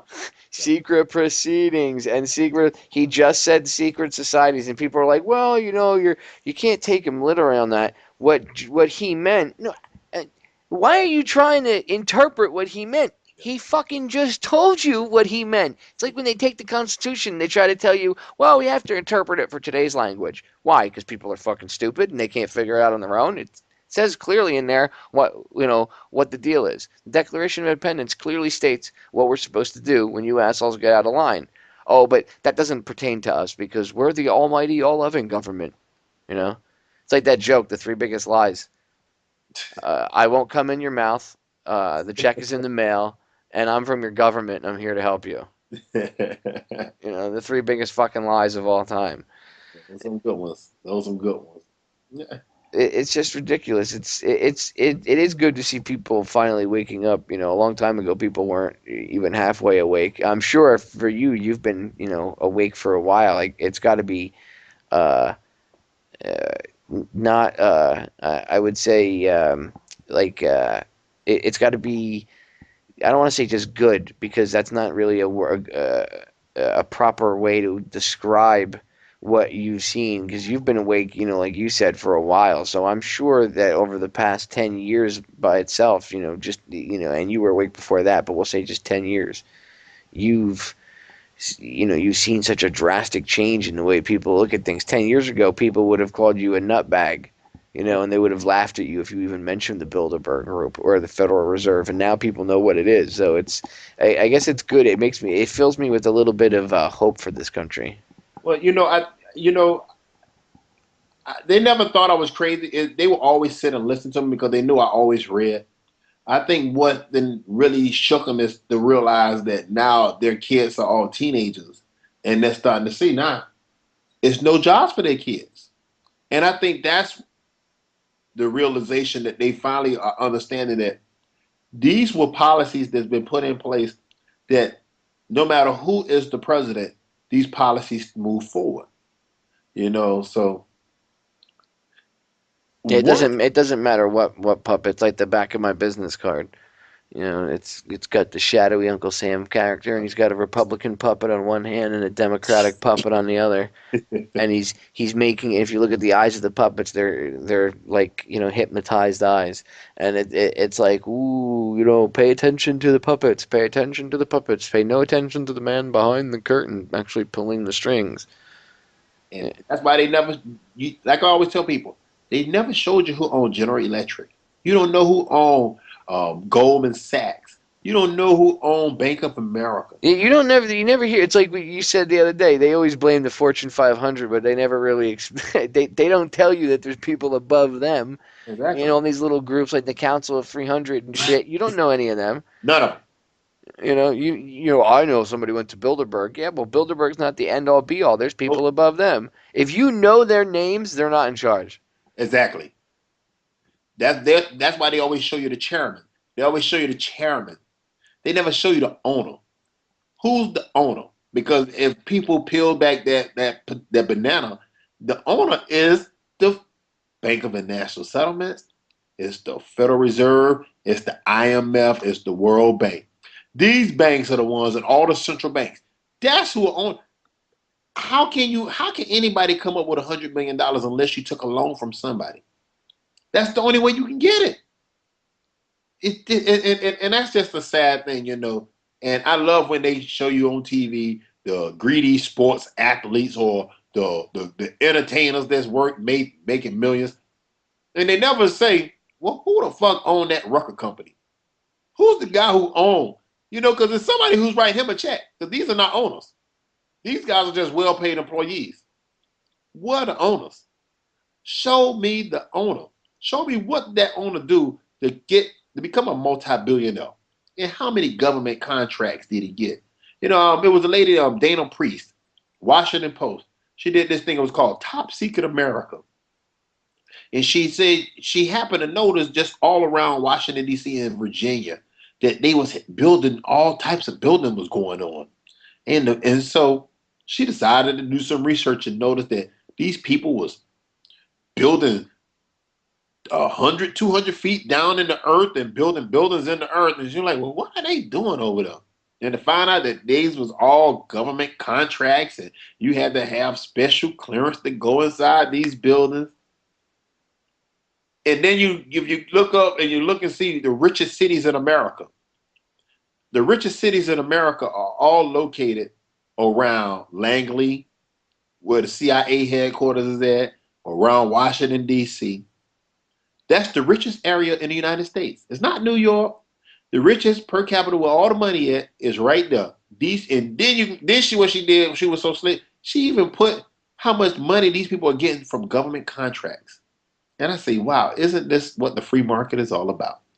Let me come up with a business, because I already was working for the government, and tell them, hey, I know a better way. Why don't you outsource it and, you know, let me hey, I can do it cheaper for you. Hey, yeah, you can pay me $10 million a year.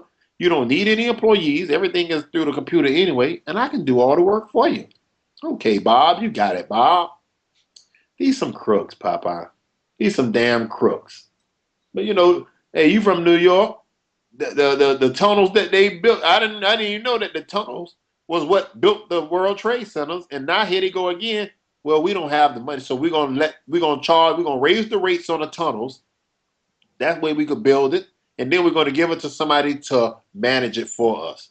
Not the Port Authority. They won't manage. We're going to allow a private company to also, and we're going to give you subsidies to relocate and to come inside and have an office inside the building. You know, people don't even realize that 9/11 was like a way for them to revitalize the downtown area. People are like, oh, the Twin Towers, they venerate them, but they don't. Nobody remembers that they were an eyesore. Not that I'm saying they were an eyesore, but the city considered them an eyesore. A lot of the local residents consider them an eyesore. You know, Silverstein had a lot of empty space in that building. A lot. He had an asbestos problem in that building. You know, they wanted to revitalize that whole area, and they were like, man, we could do so much more with this if we did this, this, and this. So what do? They bring the fucking buildings down, and then now, when you hear them talk, they always say, oh, it's a renewal project, you know, Lower Manhattan, they're revitalizing, it's like a revitalization project. Well, I thought you were building a memorial. And well, we have to get those buildings back up. You know, we have to show the terrorists what they're. But when you hear them talk about it, it's always there's going to be more space to lease, this, that, the other thing. It's always about money. At the end of the day, it's about money. And part of that. I mean, I'm not saying that's all what 9/11 was for, but part of the benefit of that whole event was the fact that now they could, you know, they could go redo that whole area, you know, urban renewal, and they had a reason to do it. You know, that they didn't have to pay for, you know, getting the asbestos removed and then bringing the towers down, you know, piece at a time, and demolition the way they're supposed to. They didn't have to pay for that shit. Just think about this. Now you created a gigantic worldwide tourist destination. You know what I mean? Exactly. You know, it's all about consumerism. You can't run a society based on people touring and coming to your. It does. Look at Florida. Florida is a tourist place. If people don't have money, nobody comes here. You cannot, because we don't. I just don't know when the American people are going to say, you know what, we've been taken over by the Chamber of Commerce and international bankers, and you know what, we're going to just become isolationists. You know, we don't have to. We have enough in this country to provide for every citizen. Globalization is not benefiting not one person in America. Not one person. No, it's screwing over everybody. Like I can get with the idea of, you know, everybody getting along in harmony, you know, like in Star Trek, and everybody, you know, everybody fucking, there is no, you know, arguing between colors of people or races or nations or religions or any, you know, everybody gets along and it's fucking harmony, and we explore the ocean and we explore space. That would be awesome. Unfortunately, that's not the reality of things. And until we spiritually evolve, there's always going to be some asshole that wants to control everybody.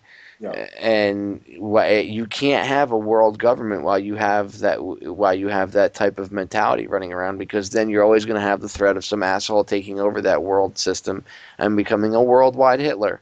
Yeah. What's to stop the next dictator from coming in and saying, you know, well, you know, we have to advance, Popeye. We are advancing, but there's no reason why we should give up our fucking rights and our sovereignty.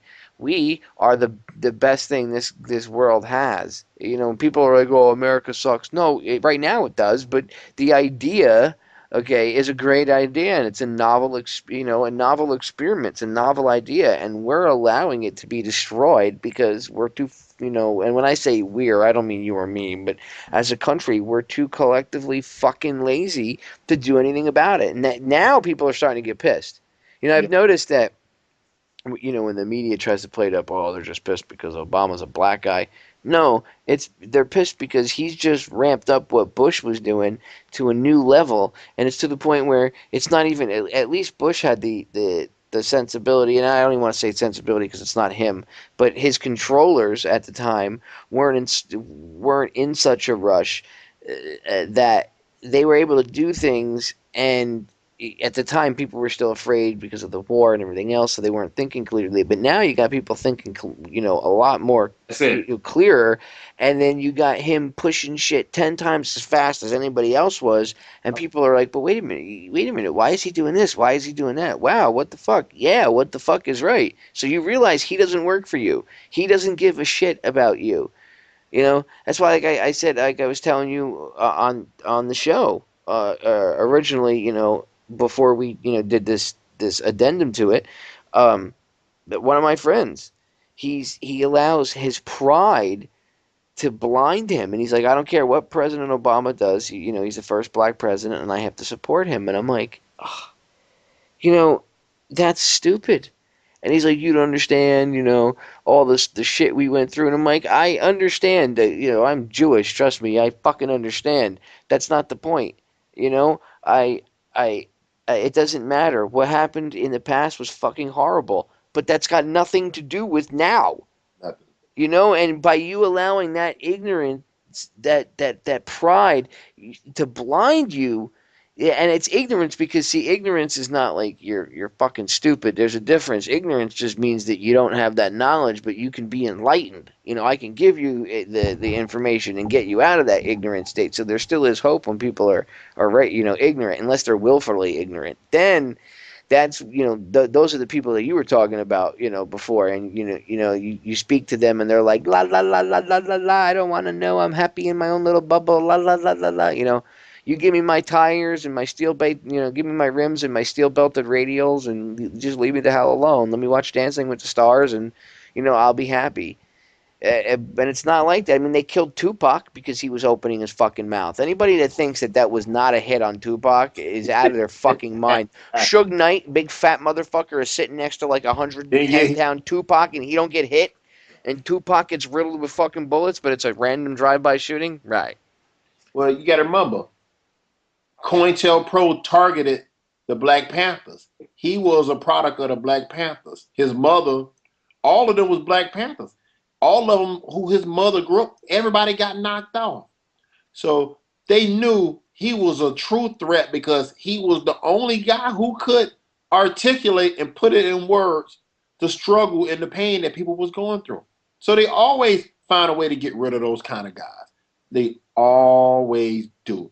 And they replace them with the Jay-Z's of the world.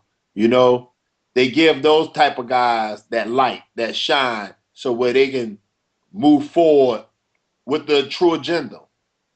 And they do, you know, the little bit things and say they're giving back to charity. They never expose the true dark side. And so they take on that capitalist mind state, but it's always what the guys of is private money people behind them. Because if this young man can become worth $300 million, who's the person behind that young man? Well, who does he always say in his songs? What does he say? He throw it up. We Rockefeller. Rockefeller. That's all you gotta know right there. We Rockefeller. We, you know, yeah, we know who your owner is. They don't get that by accident. No, they do not. And Tupac talked about Jay-Z. He said he's a fake motherfucker. You know, he's an Illuminati puppet. And he said they're gonna use him to try to control you and, you know, control the thoughts that they convey across to you and everything else. And then they kill that motherfucker. But that's just a coincidence. Well, I'm saying this. I'm proud to see anybody make it, but what I never understand is it come a point where morality has to set in. You cannot, you know, like I went to the White House in '88 when Ronald Reagan was the president, and back then they didn't have them gates up there, and people just walked around freely. It wasn't no barricades in the front, and this is 1988, December 1988, and it was people living in cardboard boxes in the front of the fucking White House on the Washington Monument lawn of that little mall. It was homeless people scattered throughout that whole street. And I remember as an 18-year-old person, newly in the military, I could not understand it, Popeye. I'm like, wait a minute. This is supposedly the greatest country on the planet. Here you have a president that is oblivious to the poverty in front of his own fucking house. And if you ever was able to go back and you see footage, and you will see it was abject poverty and homelessness in front. And that has always stayed in my mind of being able to see that as an 18-year-old in the military. And I just like, wait a minute. I mean, it was rows of homeless people in front of the White House. The White House. You would think that this society would not allow that. I mean, if I'm correct, this is the place where Washington, D.C., all dignitaries from around the world go there. And you have to ride them right in front of that? That just showed me at such a young age the true nature of those people that get up there. That they are oblivious to the struggles of ordinary people. You know, so that's why they prop up these multi-conglomerates and they ply them with all types of money, you know, because they're in turn going to give me the money to continue to keep putting this thumb on your throat. And I just, for those people that's out there, that's Tea Party people, you need to link up with the rest of the poor people. You're not going to be rich. It's only 0.5% of the population rich.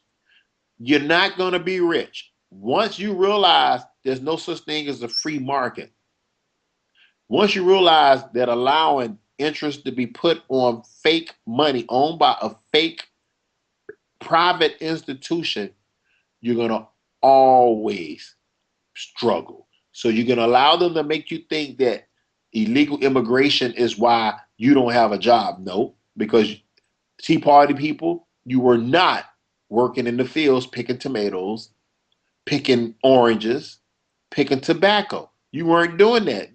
Before the Mexicans, it was my people who was doing it. It's always been cheap labor. Stop the deception of making people think you are for the free market and free enterprise. You're for the same stuff that then got us this country in so much debt. You believe in this global system. And the people that's Democrats, stop towing the company line. It's not going to work, people. We're up. The sleeping giant has awoken.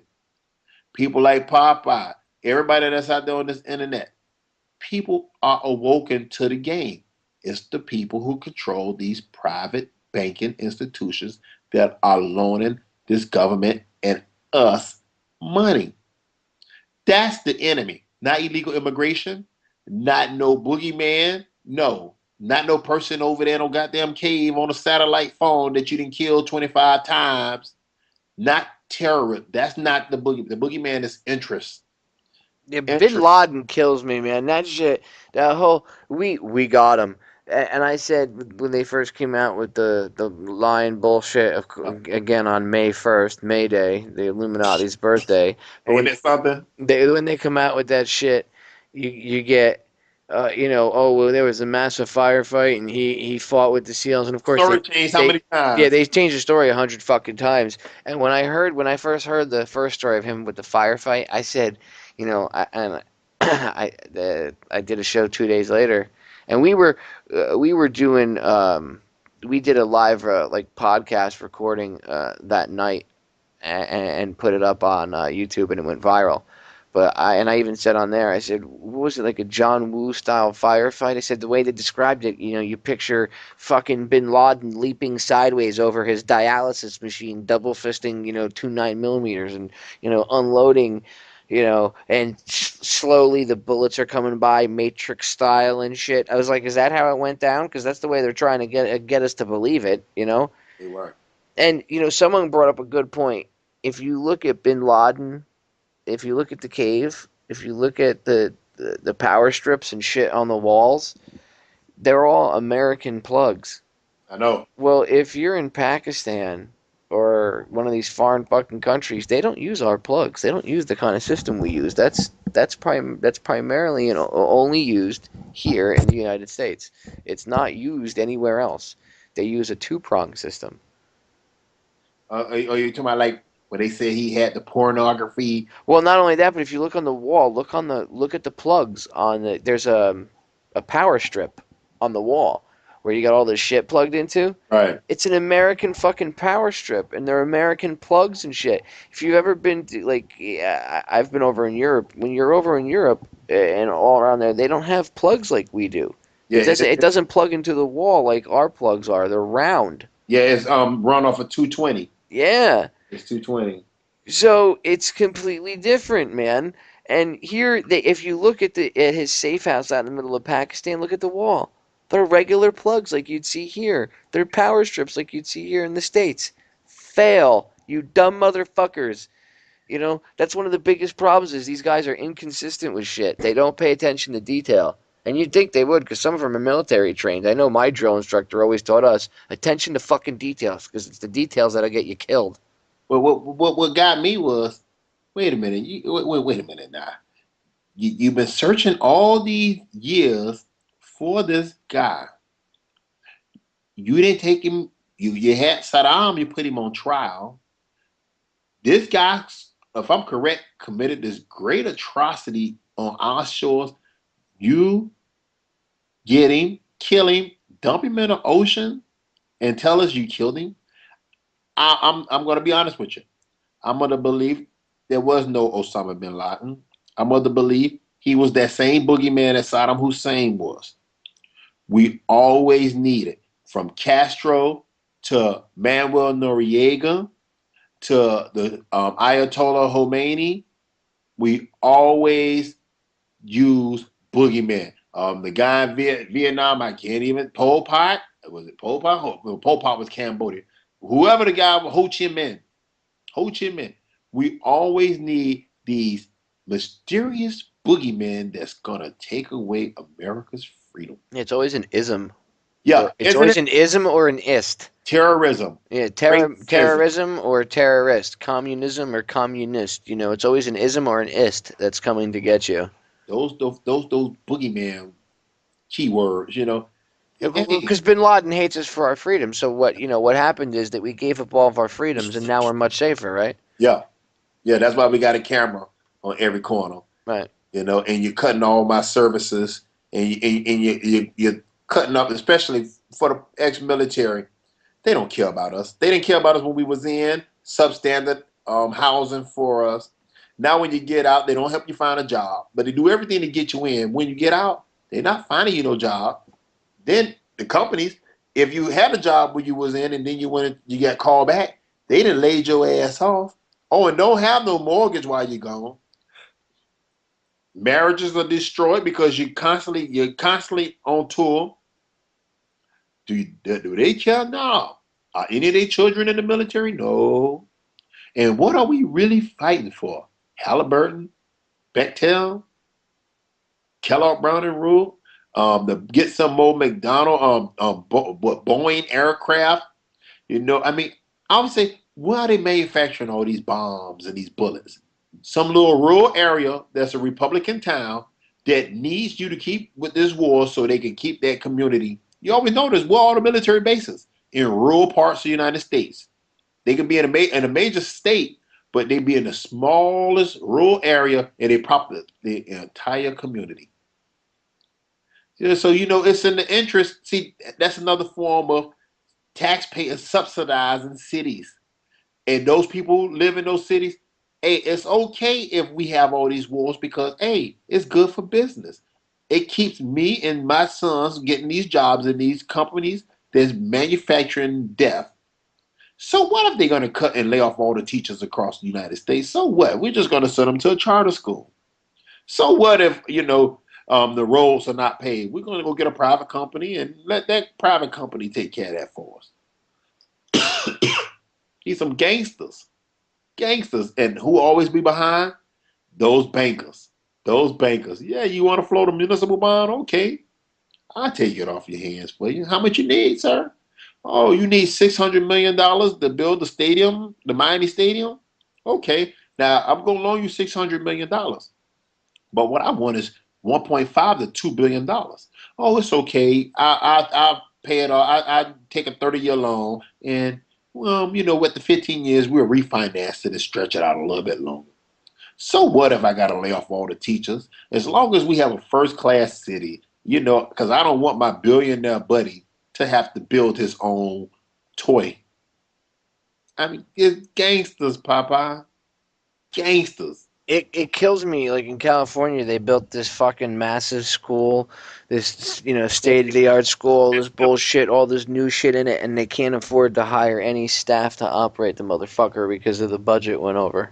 But you know what they're going to do? A private company who's probably a buddy of some politician say, hey, man, I know what I can do. I can turn that in. Maybe I can turn it to one of these for-profit universities like the Phoenix University or DeVry.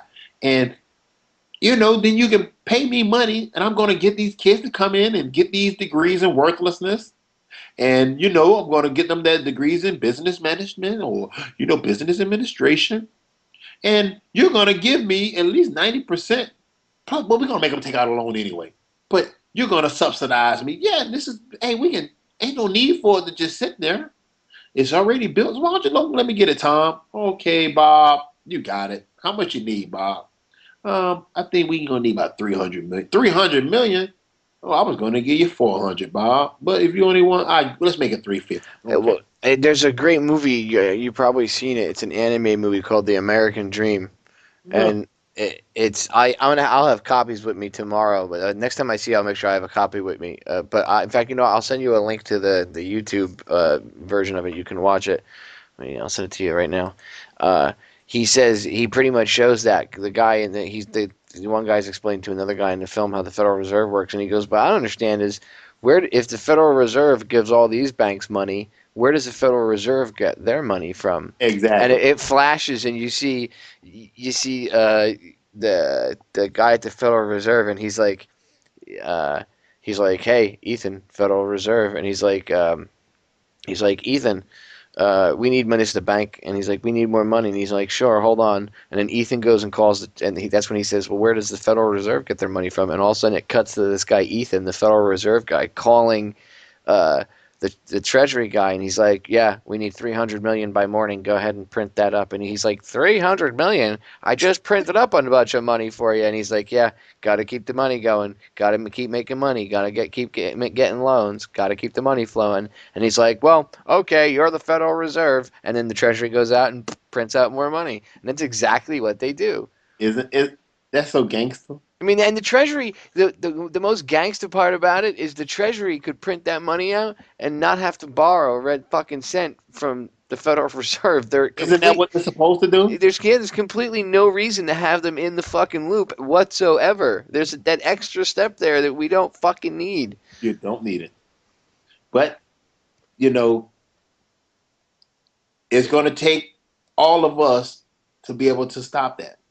Exactly. And the Occupy Miami people, Occupy whatever people, they need to realize that it's not Wall Street, because that's bullshit. Yeah, Wall Street's part of it, but they're a fucking infinitesimal part of it when it comes to all the other shit that's going on. That's it. And I got to get off here because I got to get up early in the morning. I got to work tomorrow. But what I want to do, leave on this, is I really appreciate this, Popeye, and you are so on point. And it is such a small part with this Wall Street. That's a building. Do they even know who owned Wall Street? They have no idea. So right there, it's a no-win situation because it's like the word terrorism. You can never win an abstract, damn whatever. It's impossible. So aiming the energy towards Wall Street, Occupy Miami, Occupy Wall Street group, that's not what's going to fix it. The anger should be aimed directly at the Federal Reserve. The Federal Reserve. That is what the anger should be targeted towards. Exactly. That's the root of the problem. We have to abolish the Fed. How it's done, I don't know. But I know that we got to get interest off the money.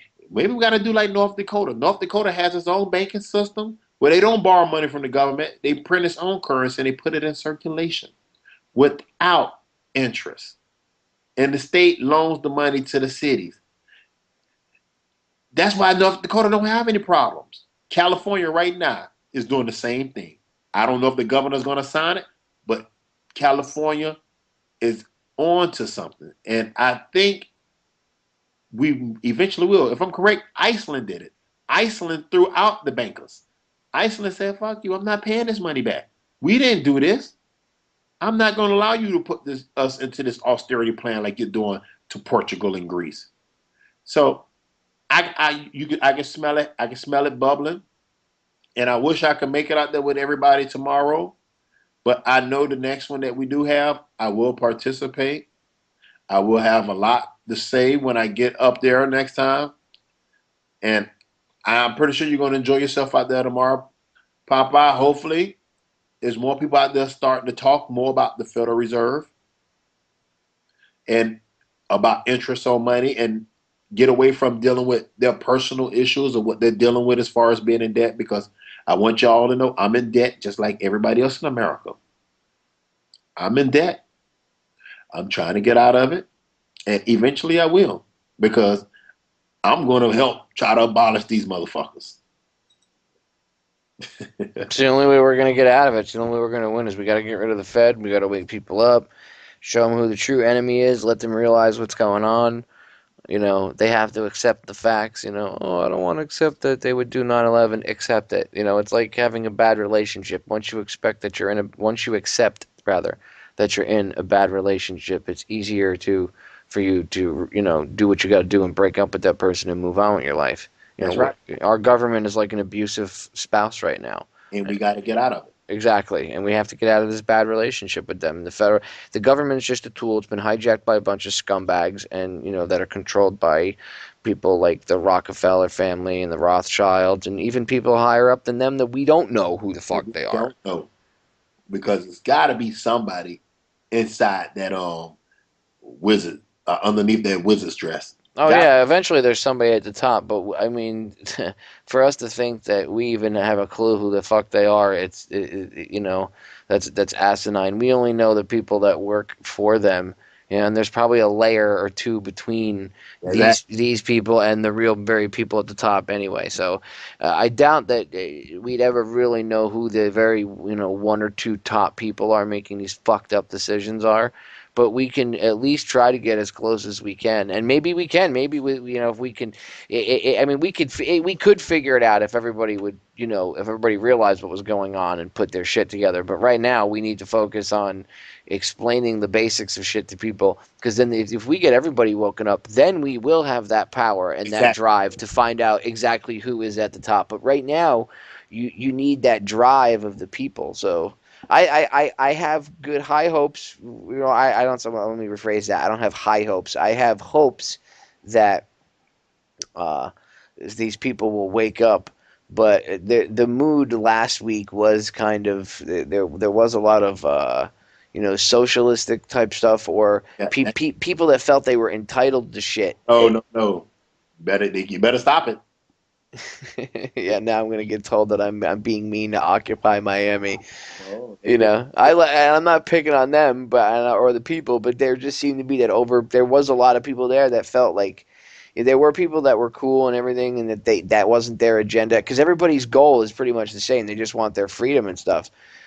But there were people that were talking, and you saw them. They didn't get that it was who the bad guys really are, and they have to stay on point. You can't get locked down and think it's this little player here, or it's the traders on Wall Street. It's all their fault. No, man, some of them are assholes, and yes, some of them, are. It's a microcosm of a bigger problem, basically.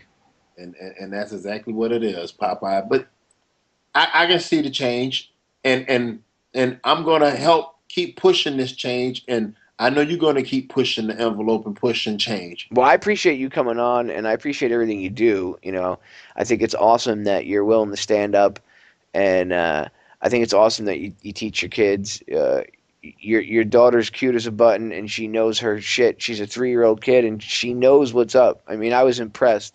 So that's the future of this country, and that's what actually gives me a ray of hope, because when I see that there are children out there being raised by good, intelligent people, I know there is still a hope for this country. I know that not all is lost, and that not all of the children of the future will be robots. So it's good to know that there are still good people out there who raise their children the way they should be raised, and educate them. And you're a smart guy. You're on point. You're a pleasure to talk to. Go ahead and give out for the listeners one more time your website, your Facebook, and all your other info. Okay, my website is jerraldpresident.info. That's Jerrald with a JERRALD president.info. It's all one word. You can also reach me at Facebook, Jerrald President. You can also on YouTube. It's just Jerrald President, one word, all lowercase letters. We're always Jerrald with a J, and I'm always available. People, please hit me up. Check out all my videos, because this is a lifelong and a life's mission to change our economic order. I don't believe in racism. I don't believe in colors. What I do believe is changing this economic order and economic structure we have in America. I believe in getting rid of interest. So always, if you go to www.jerraldpresident.info, I put up the government policies. I put up newspaper articles all around the world so you can understand. This is not just happening in Florida or Wisconsin. This is happening globally by the same people that caused this global catastrophe. So again, www.jerraldpresident.info. Jerrald President on Facebook. That's how you can reach me. Jerrald President on Facebook. You can also reach me again on YouTube. Jerrald President. Just one word, Jerrald President. And it's always spelled with a J and 2 R's, people. And again, I want to thank Popeye for just giving me this opportunity. And if he always had me, I'm always more than willing to come on here and chop it up with him. Yeah, I will definitely be having you back on, without a doubt. You are by far probably one of my favorite guests. You're in the top 5 of my favorite guests that I've had on my show. It's always, it was cool to talk to you last weekend, and I knew that we'd be able to have a good flow. And the listeners, the people that got to hear the live stream, they really loved it, and I know they're going to love the extra addendum that I add on to the YouTube archive, which I'll have up within a few days. And once I have it up, I'll make sure I send you links and everything, and you'll be able to send it out to whoever, and you'll be able to listen to it. But again, Jerrald, thank you so much for coming on, and I look forward to talking to you again soon. All right, thank you. And all you got to do is just hit me up and let me know whenever, and I'm there. Awesome. Thanks for coming on, Jerrald. Be safe. Thank you, Popeye. Bye-bye. Take it easy. Peace. And so that's basically what flipped me, sir. Popeye, that's what flipped me, was those two books. Those are some powerful books right there. I mean, you want to talk about getting to the heart of the problem. Whoever gave you those books, they put you feet first right in. Yeah. They just dumped you right into the deep end. But that's probably, for some people, that's the best way to go. I mean, that's how I ended up learning was, I was, feet first into the deep end myself. And some of us, I think that's a better way to wake up than if you try to, I understand, like when you and I were talking about this, to the mass of people that was at Occupy Wall Street, Occupy Miami rather, a lot of them were awake, but many of them were still kind of They were right there at the door. The doors were open. They were willing to, maybe accept new ideas, but they really didn't have any clue. And you could see that it's because of the mind control, the media. Is really what gets me is how these people, they know they're angry, yet when you talk to them individually or you listen to their conversation, some of the stuff, well, I listen to CNN, and they would be like proud of it, and I would be like, oh, yeah. No, or MSNBC or Fox News. Did you catch the skinhead that was walking around with the Doc Martens and the red laces? Yeah, I saw him. Yeah, he was a little, I didn't get him. I was like, why are you here? I know it's about freedom, but why are you here? I'm gonna tell you this. From me being ex-military and being able to travel, you really witness it dealing with military people, how easy we are to be coerced into following nonsense. So like when you mentioned the skinhead guy, I understood why he was there. What Alex Jones always called them, agent provocateurs, and I studied the COINTELPRO documents. You ever read the COINTELPRO documents? Oh, yeah. Well, once I studied those, I truly understood how they just send out disinformation and they send that other person to the rabble rouse and to provoke the crowd to, distract you. Yeah, get people arguing amongst each other. Exactly. That's how they do it. We got the break sneaking up on us, Jerrald. Okay. Hang on for 1 second. Listeners, stay tuned. You got 2 hours, me and Jerrald President, hanging out, talking, throwing out ideas, coming up with solutions. We'll be right back.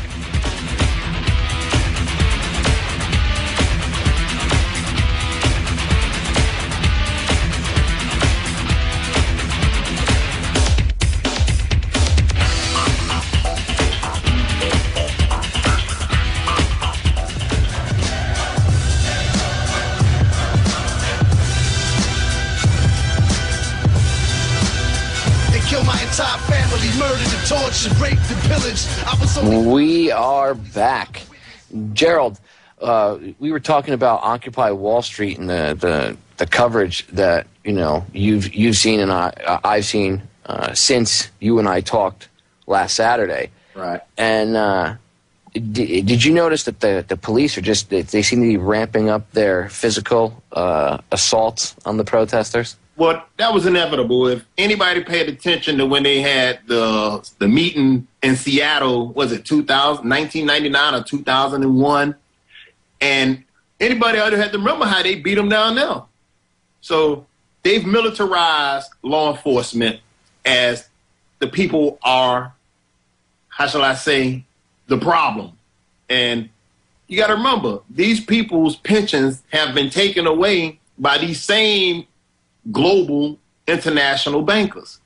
So it's not a coincidence that the military is the police department is doing that to the people. Why do you think they love ex-military to be in law enforcement? Of course, because you already got the training. Exactly. And you're obedient and you're going to follow the rules. You're going to follow what they tell you to do. I mean, hey, this country has a practice of going around the world doing this and setting up dictatorships all around. I mean, from Argentina with Mr. Pinochet to Guatemala to Honduras, Bolivia, Ecuador, El Salvador, Nicaragua. We have a history of doing this. So the people, what the problem is, until the people realize, hey, cut up those credit cards, rip up that mortgage, you're going to always stay in this situation. We all have to do it en masse together, because as long as we continue to allow these people to do this, you're going to have police looking at you because you their meal ticket. You're right. You're 100% right. You're the meal. Just think about it. They would arrest all those people. They wouldn't have a job. They wouldn't have job security. Exactly. You're right. And hey, I'm a believer of the Constitution, even though I don't believe in firearms, but I believe in the Constitution where everybody has the right to bear arms. And you talk about New York, it's illegal to have a gun. You understand what I mean? Look at Plaxico Burgess. Exactly. And he didn't do nothing. He shot himself, and he went to jail. Hey, you got to remember the United Nations over there, baby. The United Nations over there. Yeah, they got to teach everybody that you can't have a gun. That's why That's why Bloomberg made an example out of him the way he did. He really made an example, didn't he? Oh yeah. But the sad thing was, who came to his defense? Not one person from the Tea Party. Yeah, where the hell was the NRA or the governors of America or anybody else to stand up for his rights? You know, they don't want their tax-free, what that 501c. They don't want their tax exemption status to be jeopardized. You know what I mean? Yeah, so God forbid that they have to pay taxes like the rest of the slaves. You know, so I mean, I didn't see not one Republican the Republicans are always NRA proud members. Nobody ever mentions New York is illegal to have a firearm. Again, I want people to understand, I might be in law enforcement.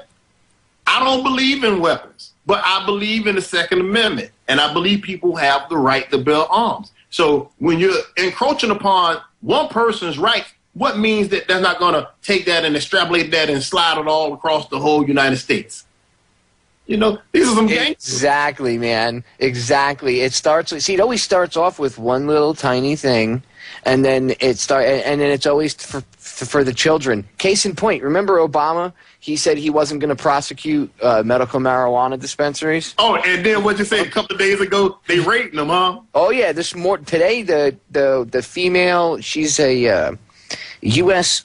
Obviously she's federal, I guess, whatever, for Northern California. And she's going after dispensaries, and she read this little thing, and she's like, you could sit and watch, sit across the street and watch these places, which obviously tells you that they did just that. And she's like, you see healthy-looking two-parter. How do you personally deal with it? Like the frustration, like is there something that you're able to, like, is it, obviously you probably turn it into some good energy. And do you find that your fellow officers are starting to wake up and be a little more open-minded to things that are going on now? All right, first I'm going to say is this. It's an uphill battle because you have really closed-minded people, not just in law enforcement field, but my family, my relatives. So what I've learned to do is, thanks to the internet, which was subsidized and created by the United States government with tax dollars. But I don't want to digress on that one. But you're like me, dude. You're just a fountain of knowledge, and you can go off in any direction. Go on. But what I want to say is, I love that what I do is I go and I will print up the document. Not because like I told you, I don't give opinions. I don't believe in opinions. I'm not a rabble-rouser. I don't give opinions. What I will give, so what I do is I will go on the government's own websites and I will print out the entire document. I will read through it. I will highlight the parts that I know can catch a person's attention. And so what I would do is I would just hand it to them and show them. Because I've learned when you're talking to human beings who are closed-minded, they won't listen to you unless you can show them proof. So I carry it with me all the time. Every day I either have my encyclopedia of world history. I carry a packet of money that I got from Federal Reserve Bank in Philadelphia, because for those that don't know, you can go inside any Federal Reserve building in the United States of America for free, and they will give you a tour and will let you know this owned by a private company. And upon you leaving, they will give you a nice goodie bag. And the goodie bag is a bag of $100 shredded up, and they tell you on the back of it what they do each week. So that's how I deal with it, Popeye. I've learned throughout these years is the best way to show somebody is to give them the document, because then they can't combat it with no other BS. You would not believe how many people now, from you interviewing me. Now, again, I've been doing this with my website and talking to people and putting up my own. But once I went out there and I spoke and you interviewed me and a couple more other people interviewed me, now people have seen it. Now they understand what I'm talking about, because they're going through exactly what I talked about. So it's not a problem for me, because it's all about your discretion. You know, Popeye? I agree. And that's what it's about. So I've learned to be able to flip it and to show them exactly, because it's their kids that's going to be suffering. It's their kids that's going to have to go through these structural adjustment programs, are these austerity measures. It's the people in law enforcement who are witnessing firsthand what's going on in Greece, what's going on in Portugal. Well, it's like David Icke said to a bunch of cops in the UK. He walked up to him and he said, "What are you going to tell your kids when they come to you and say, 'Mom, Dad, where were you when they were bringing in this totalitarian world government? What were you doing to stop it?'" And you have to tell them, "I was part of it." Yeah, but it's because it's a lack of want to know. I have a buddy, he always says what is called not plausible, not deniability. I'm sorry, I can't think of the word, but he always mentioned this word to me, because people just don't want to know. And it's easy for willful ignorance. Well, that's it. Ignorantly bliss. Yeah, oh yeah, ignorance is dude. Being blissfully ignorant is like what most of the general populace of this country is. I mean, more people are starting to wake up, but even the ones that are starting to wake up, I find, a lot of them are. Case in point, last Saturday when we were down there, I was walking around giving out DVDs, and I was talking to some people about. I was explaining the straw man, and I was explaining admiralty law and everything. And a bunch of people were all, crowded around listening. But the ones that weren't, I would look at them and be like, "You want some free movies?" And they would be like, and they'd kind of put their hand up like, kind of afraid. And it's like, well, it doesn't bite. It's just a DVD. It's just information. People need to drop that fear of, "Oh my God, they could tell me something that might shatter my beliefs." Well, sometimes that happens. I was raised in a religious background. I used to. I'm not saying I was, a priest or anything like that, but I was raised in a religious background. Yet now, if you discuss religion with me, I'll explain how, at least from my research, it's been used as a way to control people, going all the way back to Babylon. Well, I mean. So it's you can change your thoughts in a good way when more knowledge and more information, factual info comes down the pike, But some people are afraid of change, I've noticed. Like Jerrald, let me ask you this. We got about 2.5 minutes before we go to break. But let me ask you this. When you were down there last Saturday, did you notice that there was more people receptive now than I would say like even 5 years ago? Yes. But from listening to people speak, I'm going to say still that 99% of the people that was there, 99.99% of the people that was there still didn't understand. They don't understand the beast of the Bank of International Settlements, the International Monetary Fund, the World Bank, They don't understand our own Federal Reserve System. So it's like that dog chasing his tail. They're going to continue. You can't address a cancer if you don't know how to diagnose a cancer. Very well said. That's like trying to fix your car. How the hell are you going to fix your car if you don't know how to fix an engine? Exactly. You shouldn't be trying to change the oil if you don't even know what spark plugs are. Exactly. And that's the way it is right now. You're right. We got people that, they're blaming Wall Street and capitalism, and that's completely not what the fact is. But that's the red herring. That's what these elites want people to believe. We're getting cut off by the bumper, so that means the break's coming up. We'll be back in 3 minutes, guys. Stay tuned.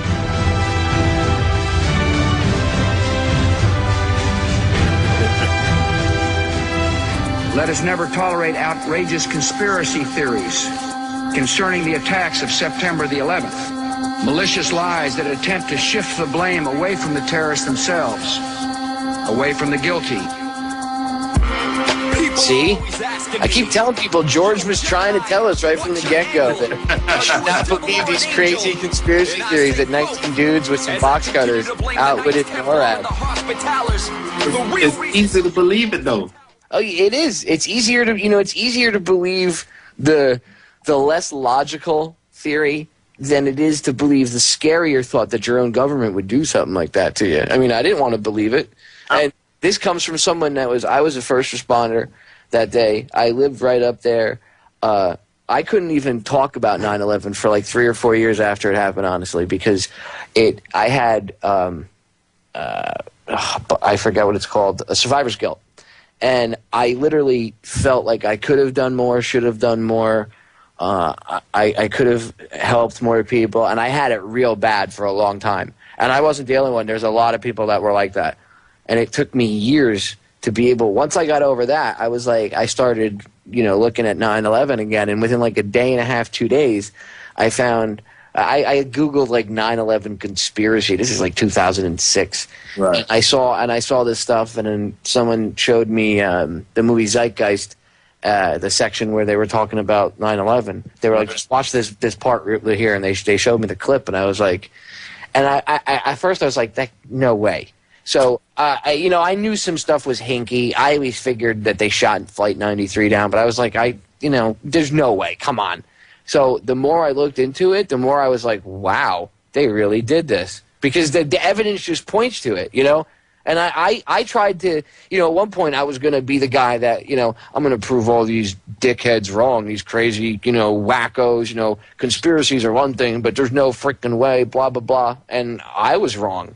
So, first I had to get over my own ego. And I think that's one of the biggest things.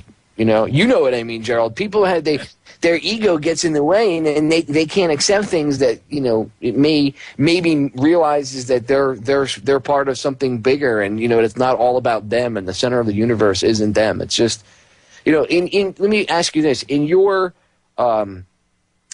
life, whether it be professional, personal, whatever circles of people that you rotate in or out of, and the people that you surround yourself with, do you find that many of them are accepting of the reality of things with the New World Order, or do you find that it's harder to wake people up? Well, I'm a very how shall I say, upfront with my views on things, and so within the first 5 minutes, I know how to disarm a person. I know how to disarm you, and I've learned once I have you speaking to me for more than 5 minutes, you understand and you walk away want to find out. So no, I've never had a problem with it. Now I will go back and let me go back to it, like when you brought up 9/11, because I knew what happened with the Gulf of Tonkin, and I knew what we did in Nicaragua with Ronald Reagan, and the Sandinista government and arming the Contra rebels to overthrow the Sandinista. And then you in the back door, you're shipping arms to Iran, but you're giving Saddam Hussein all types of weapons.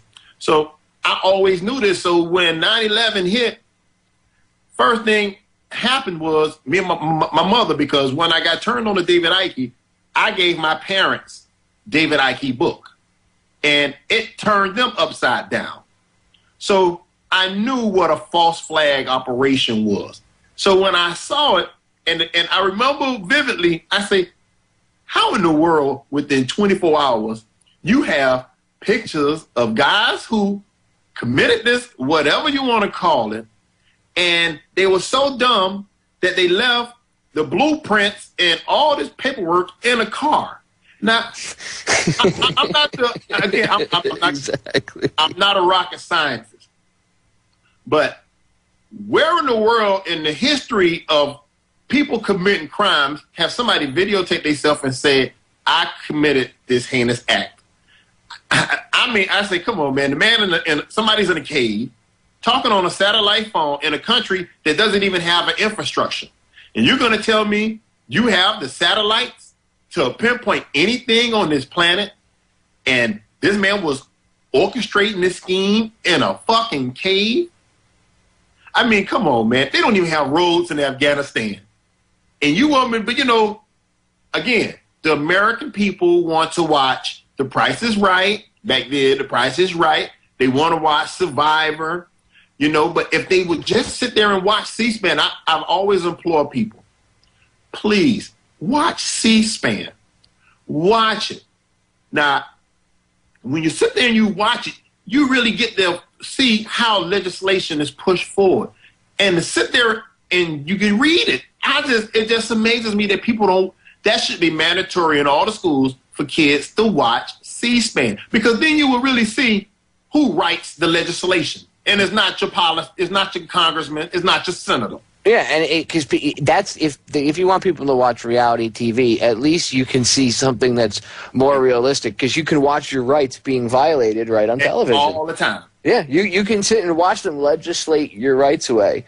And if you notice, C-SPAN is not as it used to be when I was a kid. They used to roll the AV carts with the TVs and everything with C-SPAN around. And when it came time, if there was an election or anything like that, we always had, I guess maybe it depended on the teacher, but back then teachers were still allowed to teach. You know, it's not like it is now. So it was a little different. The kids coming out at now are just, it's incredible. My mother-in-law's friend's been a teacher for 30 years, and she was just telling me, my mother-in-law was telling me their friend's retiring because she's tired of it, because they're not teaching kids anymore. She said that the kids are coming out, they're graduating high school, and they can't even add, 5 plus 5. But what did Charlotte Eisenbach say? Oh, she talks. Dude, when you go read that book, isn't it creepy? Because you look at what's going on, you're like, oh my God, they've done it.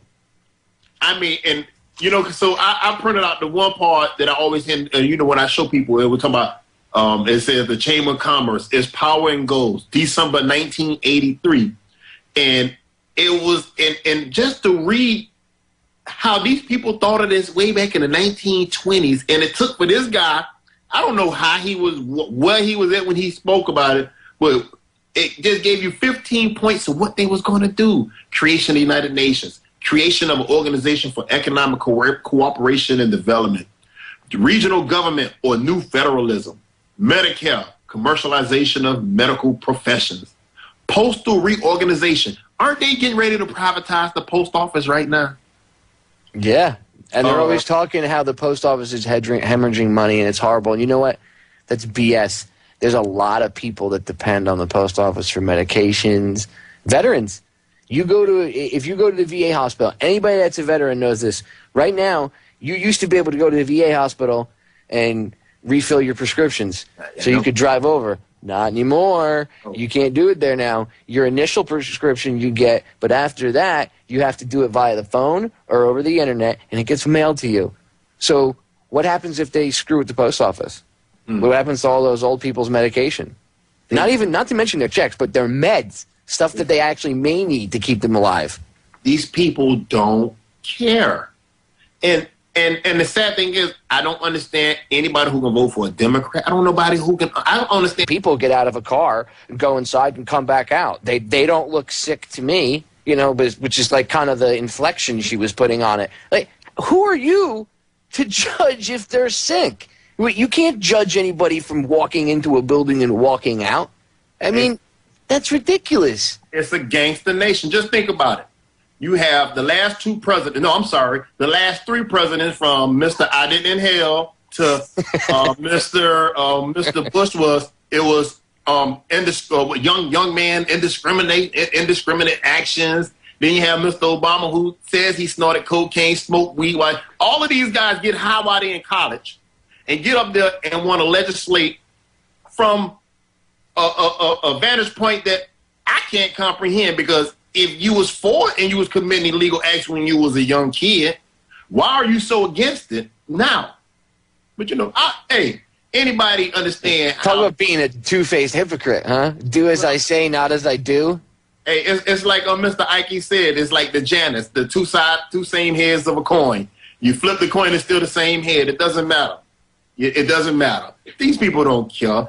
It's not do as I say. It's do as I say, but don't do as I say, because I'm going to incarcerate you regardless. I mean, come on. The people in California, am I correct? Didn't they pass a law that say you can have medical marijuana? Oh yeah. She said, I know the state passed a law. How did she put it? I know the state thinks it's legal because they passed a law, but federal law trumps state law, and it's like no.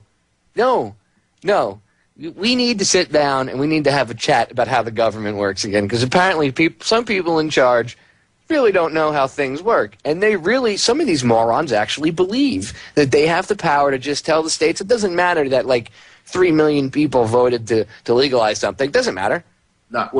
It's irrelevant, and it's always been irrelevant. And like I say, I think this is one of the greatest countries. I'm not going to say in the world, because I haven't been every place on the world, and I'm pretty sure, and wherever someone else lives, they feel it's the greatest place on the planet. But when you have the Constitution and the Bill of Rights, and you have people who are in positions of power that doesn't even adhere to what's in those Constitution or the Bill of Rights, you always have that bizarro world, where they can go in Bohemian Groove and get high, engage in all type of illicit acts, bring dope all through the United States and the back dope from Mexico. I mean, through the Panama Canal. It's okay if they skim off the top. What was that? Wachovia get caught laundering $300 billion in drug money. I mean, it's okay for them to do it. But Popeye, don't get caught, Popeye, with a dime bag on you. Exactly. I mean, hey, I'm sorry, Popeye. You're gonna have to for life. I got to go to the chair. You got an eighth on you. You're done. You're going to jail for life. But the guy that just took billions of dollars and screwed over hundreds and hundreds of people, thousands of people, took all like Madoff. People like, whoa, Bernie Madoff was a turd. You don't think that they didn't know what was going on? Not the people, but the higher ups and people in the government? Come on. Madoff is a fall guy. That's all. You want to find some shit out? Pardon my French. I hate when that slips out, but whatever. Anyway, you want to find it out? You want to find some info out? Go look at the financial records. This really kills me, of the put options and stuff. That were put on the airlines on 9/11. And go look at go look up Promise, the Promise software. And people, I know you've heard about this, but the listeners, look up Promise. We're going to break, but during the break, look up Promise software and look up all the transactions that were going on while the towers were burning. But no, there's no inside knowledge. No, we're all crazy. Hey, it's the gangster nation, Exactly. It's like the Sopranos are running the country, Jerrald. That's America, and that's the thing I love about this country. I'm always going to say is, it's not like they don't hide this. They don't hide it. It's in their own documents. He's right, people. He's right. Louder pretend to be free till you die a slave, a soldier in the desert searching for a ghost in the cave. For the corporation, I run out of patience, sick of seeing troops sink to die for your lives, spending dollars in debt. We holler in protest till we have your arrest. We will not rest, and we know what you did that day. Kill your own citizens to advance your ways. 9/11 was an inside job, people. The sooner we come to grips with that and we accept it, the faster we can get over it. And then, we can start to find out the truth. and let the hangings begin. And I don't want to hear any of this panty waste, live free, love, blah, blah, blah. Yeah, that's all well and good, but there's certain people like Dick Cheney that need to be put near a microwave and have his pump turned off. You know what I'm saying? Okay? Bush needs to swing from a rope. So does Rumsfeld and the rest of them. If not for the Iraqi people and all the other millions of people around the world that have been affected by them, how about just for what they've done to our veterans and our military and our own people? But that's an completely, entirely different show by itself. Jerrald. Yes. You are in law enforcement, and it must be tough for you. I know that not every police officer or agent or federal agent or whatever is an idiot, but it must be tough for you because you're awake, and I'm sure you see people that aren't, and if you see them do something that's dumb, it's got to irritate you. And I don't know how, honestly, I don't know how you do it, because I used to be a private investigator, and one of the reasons I left was because we weren't investigators anymore. We pretty much worked for the insurance companies, as little snitches, basically. And I didn't want to do it anymore. It wasn't what I had wanted to be an investigator for. I wanted to, help people and, solve crimes and stuff like that. It wasn't like that anymore. So I can only imagine you're even deeper because you're in, law enforcement itself. So, and I myself know from when I was in the Coast Guard and we did federal law enforcement, there were things that I personally was like, ugh, I was disgusted. I felt bad when we had to stop the Cubans coming over. It sucked as a human being because I knew if they were willing to take the Florida Straits on an inner tube and brave that to come over here, things must really not be good at home. But at the same token, I had a job to do. And so I understand, like, when people say, well, I was following orders, I understand that from an insider's perspective. But for you, it's got to be really frustrating because you're a smart guy. I mean, you're not some, when I told people about you, they were like, off air or whatever, some people were like, whoa, well, what do you mean? They didn't hear the interview.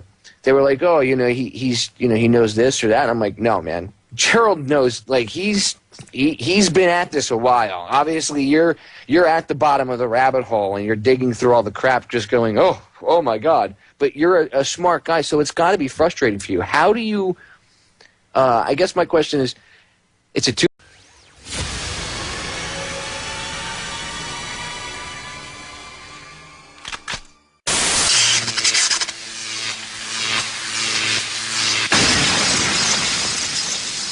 Either we heal as a team, or we're going to crumble. Inch by inch, play by play, till we're finished. We're in hell right now, gentlemen, believe me. And we can stay here, get the shit kicked out of us, or we can fight our way back into the light.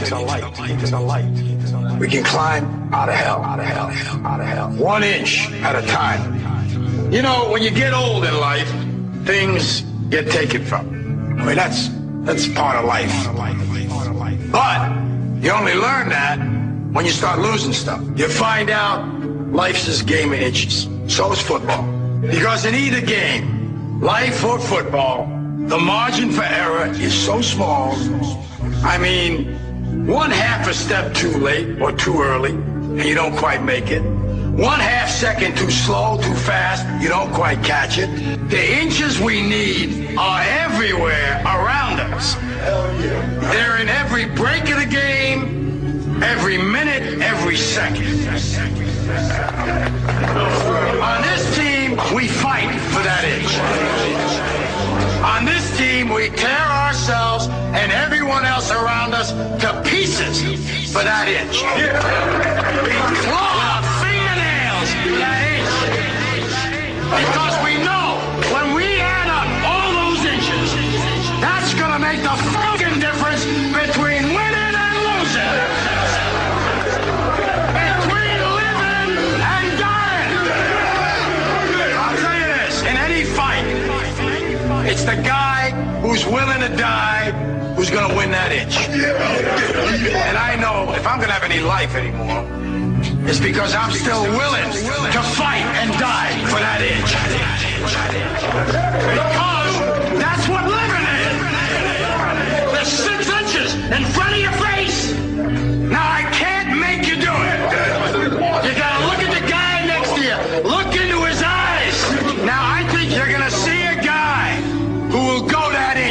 You're going to see a guy who will sacrifice himself for this team because he knows when it comes down to it, you're going to do the same for him. That's a team, gentlemen. And either we heal now as a team, or we will die as individuals. Ideas are bulletproof. Ladies and gentlemen, welcome to the show. It is October 7th, 2011. This is the Friday edition of Down the Rabbit Hole. I'm your host, Popeye, from federaljack.com. Today, I have a special guest with me. His name is Jerrald President. You guys heard him talk to me in the interview I played last Sunday on my show when I was down at Occupy Miami, and I got a chance to hear Jerrald speak, and he was the only person that I heard make a public speech that actually really had a clue and a grasp as to what was going on. And he was also the only person that, when he spoke, everybody went nuts and gave him a standing ovation. When everybody else spoke, maybe half the crowd or three-quarters of the crowd clapped. Jerrald went up there and kind of just electrified the whole audience. And it's because he spoke from his heart. He spoke truth. He wasn't trying to pontificate for the cameras. He wasn't trying to be cool. He was down there. He brought his little girl with him, his 3-year-old daughter. She's smart as a whip. You want to talk about a kid that already knows about, good versus bad. You could tell that he's got a good head on his shoulders, and he's passing it on to his kids. So after I played his interview, everybody kind of wanted, you guys wanted him on and wanted him to come chill out. And I was more than pleased to be able to get in touch with him and find out that, he was willing to come on, as soon as he possibly could. So without further ado, Jerrald, say hello to the audience. Hello, world. Hello, world. How y'all doing out there? They're doing pretty good. I have a ton of questions that some people had asked. I went through the chat room the last time and everything, and I kind of condensed everything together. But pretty much, go ahead and give the listeners. A lot of them were asking, like, what got you into this and everything else, and how, your kind of what led you down the road of your awakening. So go ahead and start with that, and just tell them how you kind of found, you awoke yourself, and then how you decided that you had to wake others. All right, no problem, Papa. What I will say is it happened to me when I was in the 12th grade. I was taking an economics class, and I can't remember the teacher's name, so that's, sort of show you how irrelevant he was in economics. And I asked the teacher one day, this was 1987, and the stock market had just, if I'm correct, lost 600 or 700 points. October, we called it Black Friday. And I remember asking the teacher, how is it possible if we have a government, how could a government ever go broke if we can print our own money? And the teacher looked at me, and I was I've always been one of those people that always just spoke out. So the teacher looked at me, and he never gave me an answer. And so I asked him again. I said, no, sir, I really would love to know, how is it possible for a government, the United States of America, who can print its own currency, how could we ever go broke? And the guy never answered the question. And so that led me on my journey towards basically enlightenment. And it didn't happen until 1995. I met this guy named Tom, who I used to work with at a warehouse. Well, I'm going to say it was Publix warehouse. And the guy used to see me reading books all the time. So he said, Jerrald, he said, you know what? He said, I don't like to read, but my daddy has all these books at home. And he said, would you like, I'm not trying to run no game on you. He said, but I have these books and I would love for you to read them. And I know once you read them, you can tell me what's in them because my daddy just collect books. So I said, okay. So the books he brought me were David Icke, The Biggest Secret, and The Creature from Jekyll Island by G. Edward Griffin. And so at that time I was 25, 26 years old. And once I read those two books, it's just like that scene in The Matrix when Neo is in a hallway. Yeah, you realize everything is not exactly as it seems. Exactly. And it's like a glow came over me, And ever since then, I've just constantly consumed. I'm a C-SPAN junkie. I've been watching C-SPAN since 1984 when they was doing the Iran-Contra schemes and all that stuff. So even when I was a kid, I didn't know what I was watching on C-SPAN, but I always watched that. So after reading David Icke and The Creature from Jekyll Island, I truly understood the nature of the beast, and it's a private bank loaning the government money. And